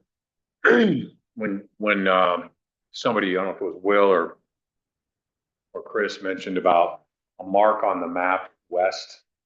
There's a mark on the map on the Stafford Comprehensive Plan that already exists. And once we went to talk about that, it crosses the Rappahannock and it comes across, Spotswood Furnace. But since that mark was put on the map to the west, development happened. And then the city or the county said, well, we can't do that. So it's important that we do these things to the east, like you want to do. But time is rapidly, options are, there's only a sliver of a couple options to the west at all. So we're going to do that. It's for further discussion. It's important that we look at that again. Yeah, it is. But that's why the eastern crossing is important to have that on there, because we need to keep the flames on, embers on that going, so that we're constantly having dialogue with Stafford side and us, and whether it's Caroline and Spotsy. Right, because that would impact. That would impact- That would impact Caroline and King George. Yeah. I think in a positive way, and we're gonna talk about that, a little bit later. Okay. Too, because, you know, I mean, I think we all have to be aware of what is coming down the pike on development, right? And, you know, as boards change, Cycle. those new supervisors, whenever they come on, need to be really, educated on what their comprehensive plan looks like. Yeah. Thing that worries me most, Madam Chair, is that we don't put something on the map pretty soon. We'll run out of places to cross the river because there are very few left that are going to still be viable. Yeah. There's gonna be development, and so if development is by right, it doesn't matter how many lines you put on. That's true. They're gonna build them back. And there are some builds that exist today that they're just dormant. They've been around for 20 years. Yeah. No, but I'm hearing you. There are ways to set aside the land so that you can allocate it to a road. So I'm gonna put the bow on it really this time. Good. So we're gonna pencil down, we're gonna reconvene in March on this issue, and luck Godspeed to you guys on this, you know. And we'll go on to the letter of support for a joint grant application from VRE and VPRA. This one will be a quick one for you. All right. The TAC this morning recommended that you send this letter of support. It's for VRE to plan an environmental study to check that bridges and track is not going to be washed away next time there's a massive environmental storm or activity, and they're asking us just to give a letter of support to their application to grant funding. I believe this letter already served before the VRE board. We've just now put it on our letterhead. So I think. Yes. We need a motion. Second. Okay, all those in favor? Aye. Any opposed? Any abstentions? Okay, that carries, and I should have asked for discussion on that. Everybody had. All right, and now we're on to C, New Post River Crossing Research Study Progress. So, is Alida, there we go. So we've started work on this project, but we do have a wrinkle which we'll alert you to in a moment. So Alida, take it away. Thank you all for coming. This is a streetlight analysis, where we're essentially mapping the distribution of where people are going when they do cross the river. So here, is a distribution of trip destinations across the river. So you can see the gray area on both of these maps. Each map, respectively, is the origin of the trips. And then colored with the gradient, is where all the trips from this area are being distributed on the other side of the river. And these are trips that are specifically taken, the Route 3 bridge and the 301 bridge out in Port Royal. So people who cross the river, that's where they're going. Yes, today. And yeah, you can see where the proposed new crossing is, where all the other bridges are. And I also just have this broken up for Route 3 crossing specifically. So if a trip is crossing Route 3 from this area or this area, these are the places those trips are going, or the destinations of those trips. And again, one also specifically for trips using the 301 bridge cross. So the people using the Route 3 bridge, the trips are very concentrated. They're going to certain areas. The 301 bridge, they tend to be going all over the place. So they have to go up and then if they're coming back down to, yeah. So the question is the new bridge needed? And we're trying to look at where are people trying to get to, so we can see whether the new bridge will actually help them or if it's just a waste of money.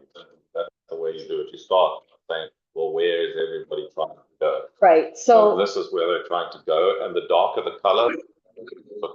okay, so the modeling that you did, was that, was a certain period of time? Yeah, these are 2023 data? Yeah. 2023 data. So the whole year? Yes. And what Streetlight does is that they make a, it's not a scale, what's it called? Index. They make an index. So it's not a total count of the number of cars, but it's the relative percentage of the number of cars. So the highest percentage of cars are going to those very dark colors. Lowest percentage of cars are going to the light lime green. What is the darkest color? I can't see. I printed this out, but it's not in color, so it doesn't help me any. So, residential areas like the new post. New post, okay. The field there. Also, it goes into Fredericksburg, like the country club's included in that specific traffic analysis. Also kind of a significant draw was this is like the cause. Okay. And coming north, this is the TAZ that has the Walmart, the very front Yeah, Walmart, and the strip mall. So a lot of people going there, and then Dolphin. Big draw. Can I ask a quick question? Why is the map of the origins so big? Because I know it wasn't that big when we were looking at the bridge we just were discussing. You're going all the way down to south of Bowling Green. That's a huge amount of, I mean, no offense to them, nobody all the way down at the, you know, if that is all there, no offense, Carol. Gonna come all the way up to use this bridge when 301 is much more convenient. that is 301. Right, but I'm just saying, they're gonna use the 301 bridge, they're not gonna use a new bridge. Why would we not concentrate the look of it, the necessity of this bridge on, yeah, definitely north of 301, but where the bulk of the population is from, you know, Thornburg north. But Chris, I'll tell you what happens though, and this is fairly new thing, is during the weekends and particularly in the summer, they're all dumping out of 95 and taking Route 2. That's it. I mean, it backs up all the way down to Caroline County. Right, but that would kind of, I think, dilute what we're looking at, which is the local trip takers. Because those Route 2 people are trying to avoid the 95 to go north, not to go west or east. Okay, there you go. No offense, sorry. Okay. But, so when we're going up to like say Walmart off of, Route 3 over there, it is annoying, and that we take Route 2 up, and then, we have to go through that little area and everything in the city, to then get to Walmart where the bridge is there, well, then we could just turn and then take that way, and we wouldn't have to go through the city. Well, you could have been left at New Post and come down to Massaponics. No. And stand. Great Wall and a Target there. Well, yeah. Yeah. I have it all. We need to fix South Point Maybe we'll- first. maybe we'll before just- we do that. What if we built a Walmart at Kalahari? I think we should just build a wall around Spotsylvania and a moat, and then we can just let the drawbridge down when we want to, get to you. I'm just wondering, was there a reason to use that as opposed to try to concentrate it more on the, because I was, when I had talked about this with colleagues, is that we were discussing, Route 1, Lafayette, and those areas of the morning and the afternoon commutes mainly, and seeing if this would draw a lot of that traffic off of there, because that's incredibly expensive to do, and we're never gonna do it. So how can we, this is a 20-year plan also. How can we help distribute sort of that traffic that's going in there to get it around? That's all. Well, to your point, Chairwoman Hayes, right? If the origin is outside of the zone, the trip doesn't count, right?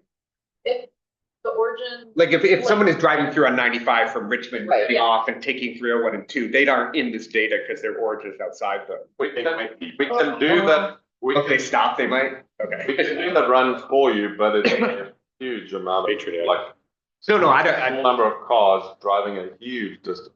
Right. I don't want to know that. I'm just saying, but we're not. Chris, to answer your question about this issue is basically there's a large kind of population that class who lives around it, whether or not they can put. Okay. Or driving around. That's unusual that you're at a large area that has zero population, but there's a lot of population that's crossing it. Gotcha. Okay, thank you. Yeah. Where's Fort That big open area right there. Then this does include some other areas. It sort of straddles 301 there, the Yeah. blank space.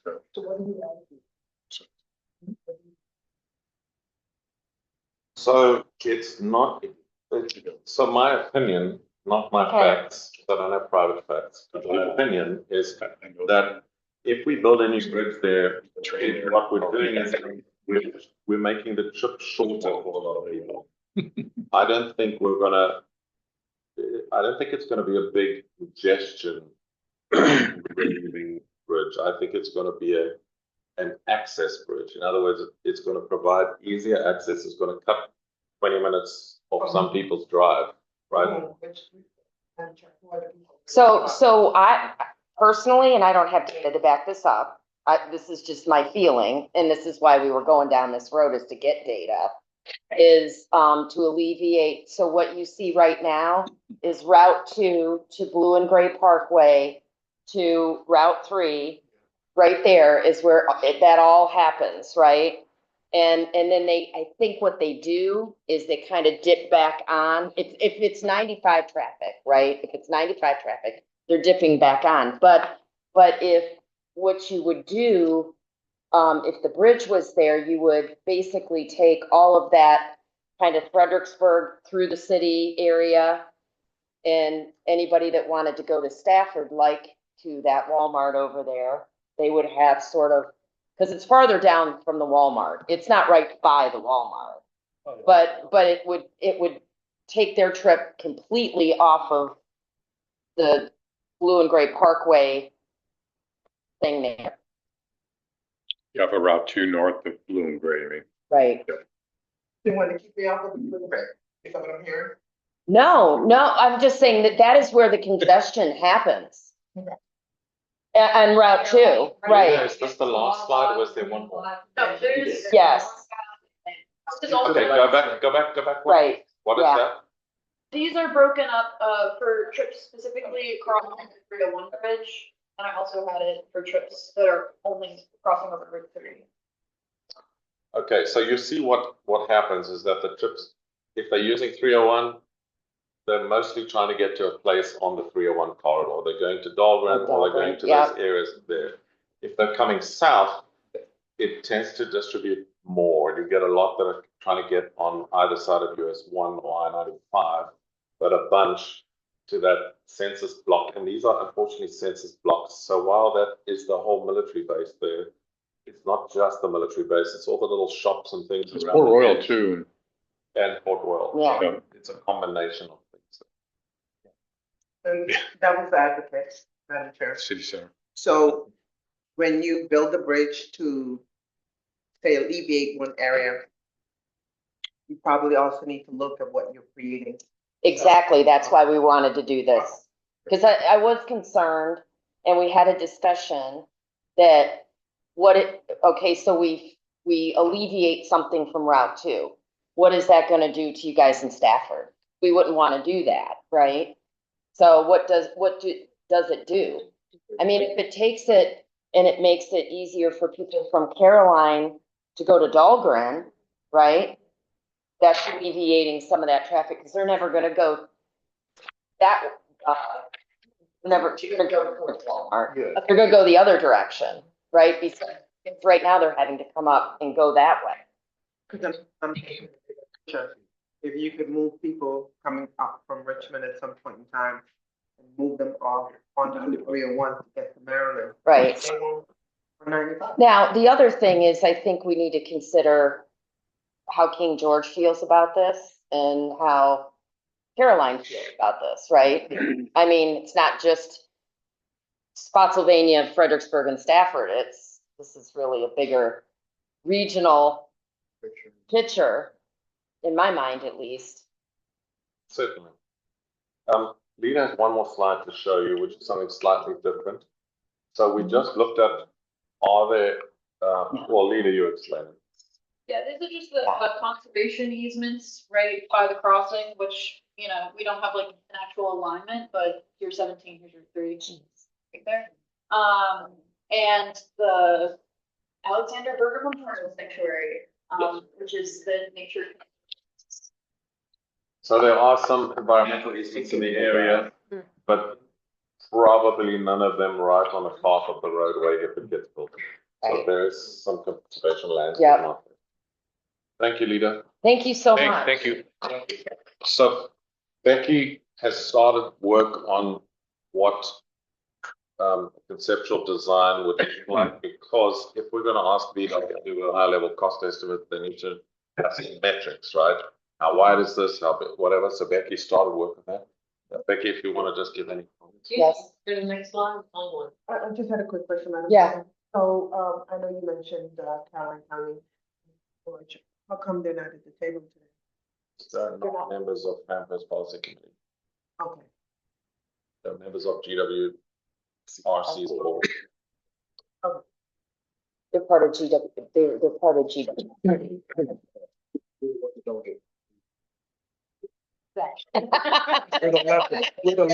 They go to the meeting without the food. So Becky, I'll check on you all. Becky, over to you. Okay, the progress to date for the design effort, we have the large scale topographic mapping in hand from the 2 GIS departments. We finished the desktop review of floodplains, wetlands, and conservation easement mapping, as well as the soils and gravel pit mining history and historical areas and tax parcel information. We've completed the horizontal design of the road, and it does avoid the conservation easement that Lita had on the previous slide. And now we're working on the vertical geometry, and then prepared cross section and fill volumes. Basically, for VDOT to do a good cost estimate, they need plan, profile, and cross section, like a design that you'd see. We've also looked at the typology. We know that through input from Paul and Yellow, we're looking at 4-lane divided roadway with a shared use path, very similar to the cross section that you saw with the river crossing consultant. And we've looked at the 2 termini at US 17 and Route 3. We have really good examples of green T or seagull intersection signalized from 2 different areas that will be providing the design effort as well. So I estimate I'm doing the design while doing our normal work effort. So I estimate about 2 weeks we should be able to have all that information to provide over to VDOT for them to do a really good job on this one, as opposed to some of the others that were quickly done without a true design. Then we've got a little wrinkle. Thank you, Becky, very much for that. And that is, we reached out to the VDOT modeling department to do what they helped us do for the first phase of the other study. And they've sent us a email saying, no, we can't do that because we don't get involved in it. And so I started to explore why. They don't like to get into the weeds where there's going to be political decisions made by MPOs. They provide training and advice, and they build the model, but they don't want to do the model runs because interpreting is not their job. That's up to the MPOs. So we have a dilemma. We do not employ a full-time modeling expert at FAMPO. The reason for that is obvious. We only need them once a year for a couple of days. So to employ a person full-time just to do that job would be a waste of money. So we don't do that. We have been given access to the Cube software, and Lida and John have done preliminary training on it, but we only really use it to interpret model runs that are sent to us. We've not been running our own model runs. The reason we don't do that is because we don't have full expertise in this thing. And we're nervous about providing model run results to you without anybody else. Do you know what red teaming is? You ask yourself, what could go wrong here? So a lot could go wrong here because we're not used to doing the modeling in-house. And so we can do it for you, but we're going to put a disclaimer over it that says we don't guarantee these results because that's not our in-house expertise.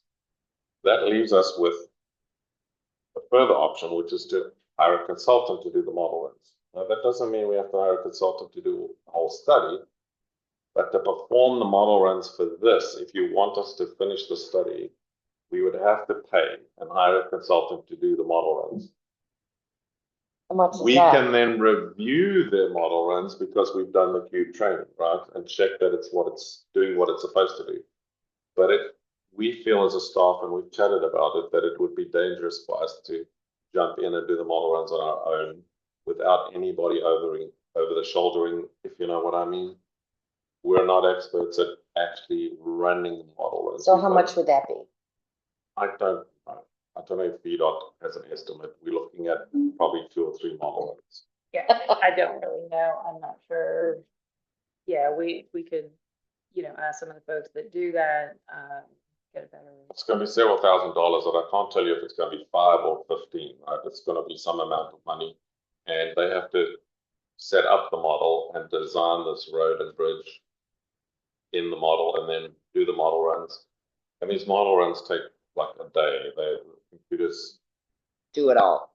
Model is so big that it takes the computer quite some time to run each model run. So each one takes a couple of days, and then you have to take those results and interpret them, and then put them into a map. Now we can do that part. We can make the map, but the model runs, if you don't do it right, you can get some strange results, and so we don't feel confident in doing that. Can you remind me what the desired outcome here is? Right, the desired outcome is a better line on your map for Spotsy and Stafford. So considering It's an accurate and more precise line on your map. right. So considering that, I think we all were in agreement that there needs to not just be one other river crossing, there needs to be multiple. And so because at this juncture, that area where New Post is not fully developed yet, and your area is not fully developed. Yeah, I get that, right? But I'm trying to say, what's the deliverable at the end of FAMPO's process? Is it a more precise line on the map for your comp plans? That's the deliverable. We would like to have a better idea, and then also if it's already on our comp plan, but it's right, the yeah, dotted I line. understand, but yeah, you want us as a dotted line. You want an actual. Yeah, and then that's the goal. And then also, if this is something that we want to do in the future, because it would be way in the future, right? Right. To get some buy-in on that. To that point, Will, I think the mistakes made in the past is just making the line and not doing any other false. Okay. And this will give us more data for the both of us to kind of keep that constantly be looking at that line, you know, with data that we can control the growth around it so we don't close it off. So I get that. I guess my question is, do we need model runs to get that good line on the map? If I could, on some of that, I mean, part of it is getting location, but then also to understand how many vehicles would be using that facility, so it's properly designed, and then, But it hasn't been happening for 20 years. Is but that where are they gonna be coming good?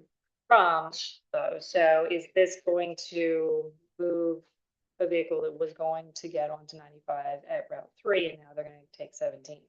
So is that put more traffic through the Stafford side of the Falmouth intersection, you know?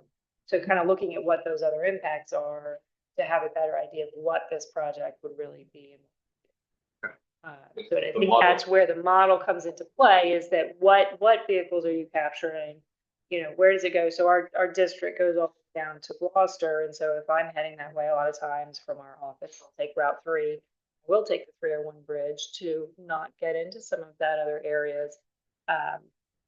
You know, so I think you have that kind of through traffic that's not to avoid 95, but that's, you know, just kind of an alternate route. So I think it would help identify what those patterns are, how it's going to be changed.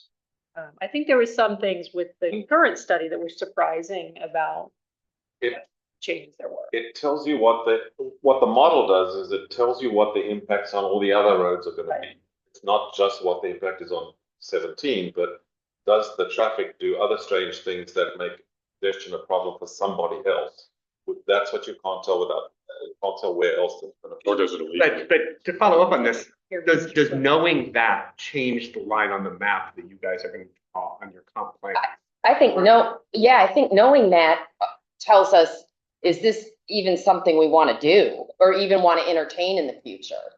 You know, But it also might show that, you know, Route 2 is one of the ones that is incredibly expensive and is a mess. And if these models show that connection actually draws traffic away from that. Fixes it. Yeah, then do we then put this as a higher priority than these other projects? Okay, that makes sense. So, That's why. yeah, sure. Just a follow-up question from Kathy. The fact that VDOT looks at all these traffic patterns and knows exactly how many cars and where they're coming from, as far down or far north. Can't you all pull data? I'm just asking, do you all study data and bring it to someone's attention and say, this in the next 5 years is gonna become an issue? There are, and that's usually coming out of TNPD and central office when they're looking at, you know, those broader things. So a specific study like this is not something someone's just running in the background. So those are things that are more looked at on a case by case basis. And I think in a situation like this, our role would be more of to kind of verify, review, and that type of thing. And to what Ian was talking about earlier is not really, we wouldn't be interpreting it so much, and we wouldn't be, there's a lot of decisions that have to go into those things, and we would say, yes, that's reasonable. Yeah, I totally get that. What I was thinking though is before we plunge in, and I'm not saying that you can't do that, but before anybody plunge in, because like I'm thinking like, hey, I want to look and see how Mine Road and, you know, Courthouse Road and all that. And I'm like, I know that you all see that traffic, because when I call Kyle and say, hey, this light is too long, and he was like, whoa, yeah, you're right, it's not working right. So I know that traffic is being studied. But say I ask you and say, can you tell me how many cars are on Mine Road or Courthouse Road, whatever? Wouldn't something like that be able to help start the process and say, oh my God, there's only 20, I know there are more than 20 cars, so I'm just making this up. There's only 120 cars on this road. I'm like, this study's not worth it, kind of thing. There is a model that exists that has that in it, and I am not one who personally runs the models, and I don't know if Cassie would have anything to kind of throw into this, but when they would kind of provide alternates and say, if there were a road here, where does that traffic go? And the model kind of runs through that. Right, and I mean, like, So- Arcane Days, they have to do that for smart scale application for Stafford County. did a model run Mhm. to show like if we came to this road and they did all these improvements on Route 1, it's like how would that look? So they used the traffic demand model to do that run. So it's not something that like district planning is involved with, that is more office people. But I can kind of ask them. Basically, I can get a feel for like how much they think it will Just kind of something. cost and everything. And if they're not quite sure, then I will actually at that point start our campaign, see what they charge for it. They've done it multiple times. So again, the model exists and the consultants have access to it, or FAMPO has access to it, so people can kind of plug into that model what their scenario is, and then it kind of runs through what the different impacts are. Yeah, I think though, I think I hear what you're saying, but I think the focus of these projects is more of a regional, how is it impacting jurisdictions versus, our issues in Stafford. I'm not looking at Stafford, I'm actually looking at the traffic itself, because they know where it's coming from. And that whole area, they could just give you like a synopsis real quick. Not saying that you can't do the study, but at least it's something to say, like, yeah, we do have a problem, you know what, your hunch was right, and let's move forward with. Gotcha. That's all. At the risk of continuing the topic, who does the kind of modeling if once you build a solution, it increases development, right? So now we have better access to that side, and now that property over there becomes more developable for Yeah. commercial development or whatever. So who does that kind of modeling? That's when, again, there have to be decisions made as to what the growth rates are in different areas. So, whoever's performing whatever that study is, they're gonna look at what the jurisdictions have in there. Right, exactly. And then, hopefully they'll get feedback also from jurisdictions to kind of understand, like there may be an area that might still not be showing in the comp plan as something, but, the desire may be, it's going to move in a certain direction. So that is very helpful information, for us to know when we're looking at that. We rebuilt that model the last 18 months, and you all voted to approve it about 2 months ago, I think. So it's got the latest employment population data, but not for a point in time now. It's got those built into the future because all the jurisdictions were asked, where do you see your new development happening? And those numbers were put into the model. So it now has a rough idea of where you all believe, or your jurisdictions believe, the new development is going to happen in terms of population numbers, job numbers, and other socioeconomic data. But it doesn't get into the economics of where you're going to build a shopping center. That is economic development's department to do that kind of financial scenarios. The travel demand model doesn't get into financial issues. It gets into population, movements, jobs, and some land use, but it doesn't get into, is someone going to come along now and build a whole lot of shopping centers because now there's a new road? It won't answer that question.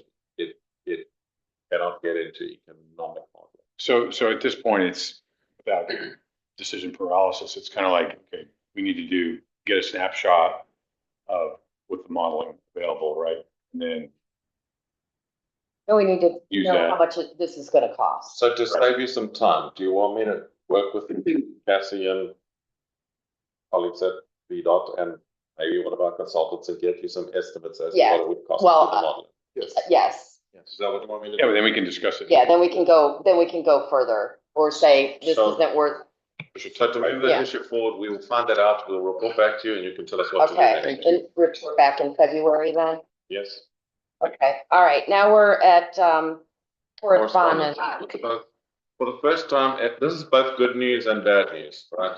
The good news is that for the first time, I've been at FAMPO for years, the Secretary for Transportation answered our letter. Right? So we actually got an answer. And the answer, we've emailed this to you, so you'll have it in your inbox, but we had to work on this on Friday and this morning because we needed to explain the data because it's a little complex.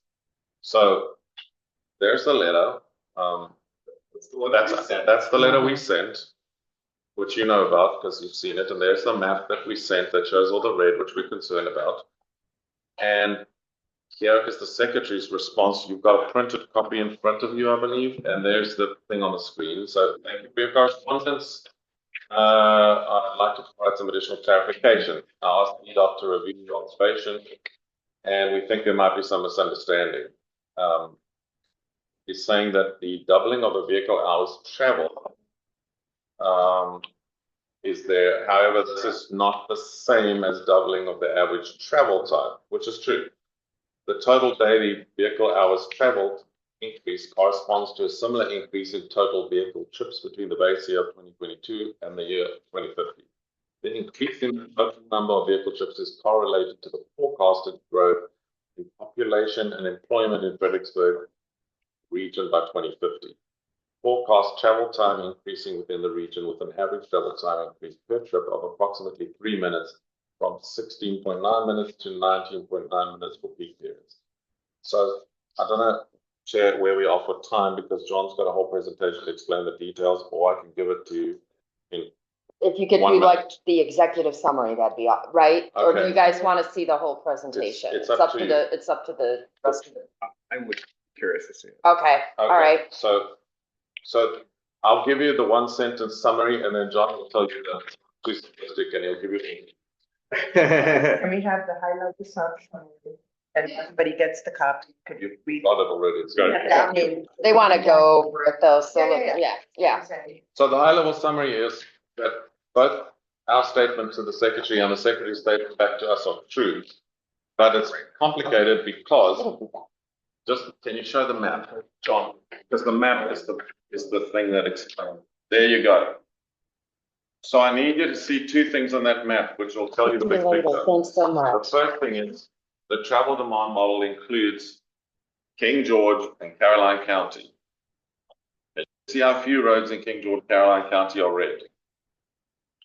So when you take the average tripling in 2050, all those green roads in Caroline and King George, there's going to be no traffic. So they're not going to have massive congestion, but they're included in the calculation for the average.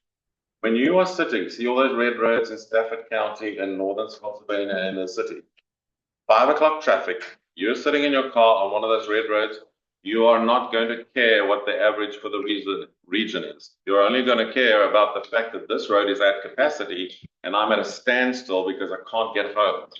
So what we were trying to say with these two maps is, what started this whole conversation is, starts out looking like that in 2022, but look how bad it's going to be in 2050. We're going to need a plan to do something about that. We weren't fixated by the 100% increase in vehicle hours traveled. Now, John will explain that 100% increase in a lot of slides, but that's the point you need to realize. All that green is put into the average. King George and Caroline are the average.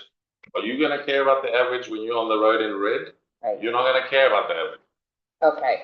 But he's right. He's right. The average is only a 3% increase. Really, what we're having is a bit of semantic issues with the travel time. When we say average travel time or travel time is going to increase by 105%. That's correct. He said on average, we were talking about on average due to facility. So whether a major collector or a local road or the interstate, that's where our term average was, because we had a breakdown of all those different types of roads and we can say it. They're using average travel time. They're just looking at it and say, what's the mean travel time? Easiest thing. So actually, both items are correct, but we're kind of talking cross purposes. Again, we're looking at this because what we see is our vehicle miles traveled is increasing, but our vehicle hours traveled is increasing a lot faster. And so, and this is in the document that we received from VDOT's consultants, they developed a travel model. That's the main issue. That's why we pulled up this item, because they highlighted it. They're also showing that the average speeds dropped by 27%. So our roads are slowing down. So, and they even say the interstate shows the biggest drop in speed at 38%. So it's once the roads are reaching capacity, in those red areas, it stops. When they're looking at average tripling, that 16 versus 19 minutes. We're actually having a different issue. The distance is getting shorter. This isn't the same trip taking 3 minutes more. These are different trips being substituted in that are shorter and are now taking 3 minutes longer. So we're seeing that across the average. And if you look at, there's a little bit of correlation that the more the distance change, the time changes a little bit less. So if these trips are staying the same length, they're still increasing and increasing in trip time in a lot longer time. So it's not quite saying that our average trip is taking 3 minutes longer. Our average trip is changing and taking 3 minutes. It's going to be short. You're going to drive less because you're going to get fed up with the traffic. This model is sensitive enough to know that human driver, the little person in here, said, I am not going to drive 45 minutes to Chipotle. I'm going to pick something else. So they're actually redeveloping their trip distances based on congestion. And so the broad trends, this is where we're coming in. 60-ish% is kind of where we are for a lot of our growth. And as an extent, they're like, well, we have a lot of growth in this region. Our external traffic, it's a very minute amount. It's just a hair faster than our actually internal growth. So it's not like we're just growing faster and we're kind of at normality. Our external traffic is just slightly edging out by a very small fraction. Our vehicle miles traveled is not actually going up as fast as our population. That tells you shorter trips. But our average peak trips are increasing and the hours spent in the cars are traveling. So what's going to happen is like King George, Carolina, their average trips are going to go up a lot. But those who do have trips that are currently in that red, their trip times go a lot more. And finally, looking at it, it's lane mile capacity. If we're going to have this much growth, but our lane mile capacity, our capacity within our system isn't increasing in a significant amount, that's where our travel time. We're kind of reaching that feather on the camel's back situation within the travel demand model and what VDOT's consultants provided us. So there's a couple other factors. I'll let you read through it. I mean, we still have a lot of trips that are basically one point from say Target in Central Park to the Lowe's. That's a trip in this. It doesn't take 15 minutes, but that's going to be included in the travel demand model. It includes internal trips within the little zones, as well as ones that barely move across. So we do have a lot of those within our travel model, and those are. So if you have any questions, I'll conclude. Yes. Which Embry Mill is this? Actually, it was going from the Embry Mill soccer fields to the Publix. I think you're across the DAZ, so it's literally across the street, but that's kind of just a trip. So Garrisonville Embry is EMBREY. But that's not my question. No, that's not. But I'm just kidding. But what I wanted to know is, would it be helpful? It will be helpful for me if you had a legend that tells me exactly what the meanings are that you want me to understand in terms of, travel, lane miles capacity, or total trips, that kind of thing. And then that way there's no dispute of what it is that you're speaking of, but it will help me as a new person to be able to understand this on my own. Ask this question. I'm too quick, right? Would we be able to do this with all due respect to our colleagues in Carolina and King George? They're changing the averages in ways that are obscuring the meaning of this work. Could we redo it with just spots in Stafford and Fredericksburg if that's where the bulk of the problem is? In theory, yes, but I'm not sure how Cube, I haven't got into Cube personally, so I'm not sure how much you could do in Cube without having to do another model run. So can the model run that's already been done by VDOT's consultant who developed the new model, will that model run be able to cut out? I think it can. I think the leader will be able to separate those out, but I'm not sure if that automatically adjusts all the averages for you, but we can find. Do is turn all those trips into external trips. It'll act in the same way. Actually, model like Prince William County and more, just so we have better understanding. It provides better information if you have a larger area to model. Sure. But as far as pulling out the travel times, I may be able to plot some of those travel times by jurisdiction, like you actually look at that. But again, that might be something better if we could go back to VDOT's modeling and say, hey, can you pull this item out? because it's untangling a very technical thread. Like I can yank my turn on both sides, but I don't know if I can go down the runway. And just to add to that, the rural roads say out in southwest Spotsy are also bringing the average down. Right, but less so than including all of But King we George can County. explore for you for next meeting, whether we can separate out this Carolina King George trips to get a different figure on the urban jurisdictions. But that is one of the problems in the secretary's answer, is that they've just lumped in the whole thing and gotten the average, and the average is not what your experience is going to be. And I guess my other question is, I don't know if this is for Ian or for my colleagues that are around the table who are more experienced with this than I am, but we got the text of the response, but what's the subtext here? In subtext, you don't have a problem. Okay? Reading between the lines, what is this response telling? You're in error. That's God, you how I want read it. To deny. me to get fired and sent back to I think it's like, you're in error. Ask the You're de- representative from, I guess the The comment What's behind- that makes in the letter is, please get your staff to meet with my staff and talk about this so that you all have the same understanding. If you still want to talk to me after that, let me know. Send me another letter. Yeah, so I mean, I guess, yeah, no, I'm just trying to understand. Remember, the secretary is doing his job in December. Certainly, right? Maybe. Well, yes, true. He may be retained by the next governor. That's very true. Yeah. But Would he you look at it? Wait. he says in public that he had to have his arm twisted to serve for this term of 4 years. So I don't know whether I guess I'm just having trouble understanding what new information we have from this response. well, we have clarification that there's a difference in the way we're looking at it. Yes. One thing. Yep. So, And both of them need to look at it the same way in Right. order to Work them to that out understand it. with you guys. Yeah. Frankly, this is the first time he's responded. So I don't know why he didn't respond before. Never responded to our letters. This one he responded to. And second of all, he ends off the letter by saying, if you still want to talk to me, let me know. So he's not slamming the door, but he is saying do some more homework, I think. So one of the, our action item, we don't have a vote on this or anything tonight, but except, there is some question you have on how you want us to proceed. Well, if you want us to contact the senior VDOT staff and have a meeting, we're happy to do that if you want. Or we're happy to let it rest if you would like to let it rest. Our goal, remember, FAMPO staff did not recommend sending a letter to the secretary on this particular occasion.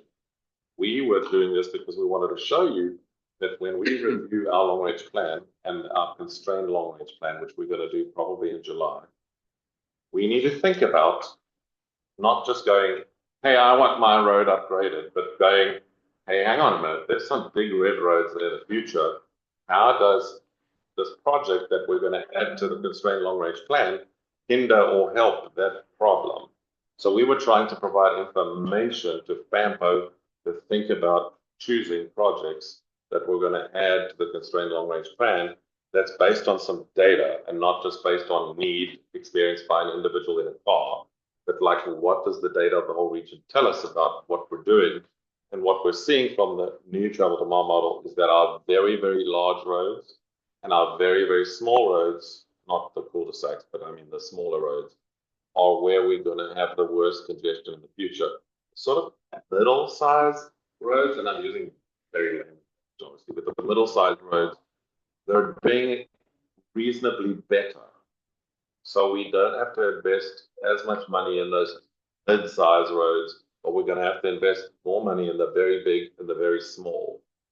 That's sort of the summary of what that map is saying. I think it's worth continuing the discussion, right? I mean, he responded, somewhat like that, but, I think we should continue the discussion, whatever realm you feel that's. Madam Chair, I just, quick question. I want to answer your question with a question of my own. Evidently, it's not on the same page in terms of what they think you stated here. So if you could fix that, will you still have the same result we have been aiming to use data to inform my choice of project? the project still be the same, even if you change that. And then that way you've achieved your result, right? Like have a legend, fix it and allow them to look at it and say, still have to say, we don't have any question, do you? And then if the projects still remain the same, or you look at it and you're like, whoa, it's a little bit different based on the way how they look at it. And if it's different, then come back to us and say, hey, we, it stayed the same, projects are still the same, and then we close the loop on that. So is everybody in agreement that to continue the conversation? That, okay. The door's open, so even though he Is didn't that good? really like the response, it's open at We least, right? will contact the gentleman that he mentions in the letter. Okay. I'll also set up a staff call with him and go, here's what we think is going on in the model. Do you have any, Okay. do you have any comments? All right. And We read what. but we didn't want to interest just rush out there because we don't want to anger the secretary on your bar. So we thought we'd rather chat to you first. You'll be fine. Hey, do we have any, moving on to, well, now you got your report. Oh, my gosh. Now you're dying to. We need to take a I break. forgot, we moved to the end. I can send it to you and I'll read it at home, but it's just basically where I'm going this year. One of the things that we're up to. Pushing.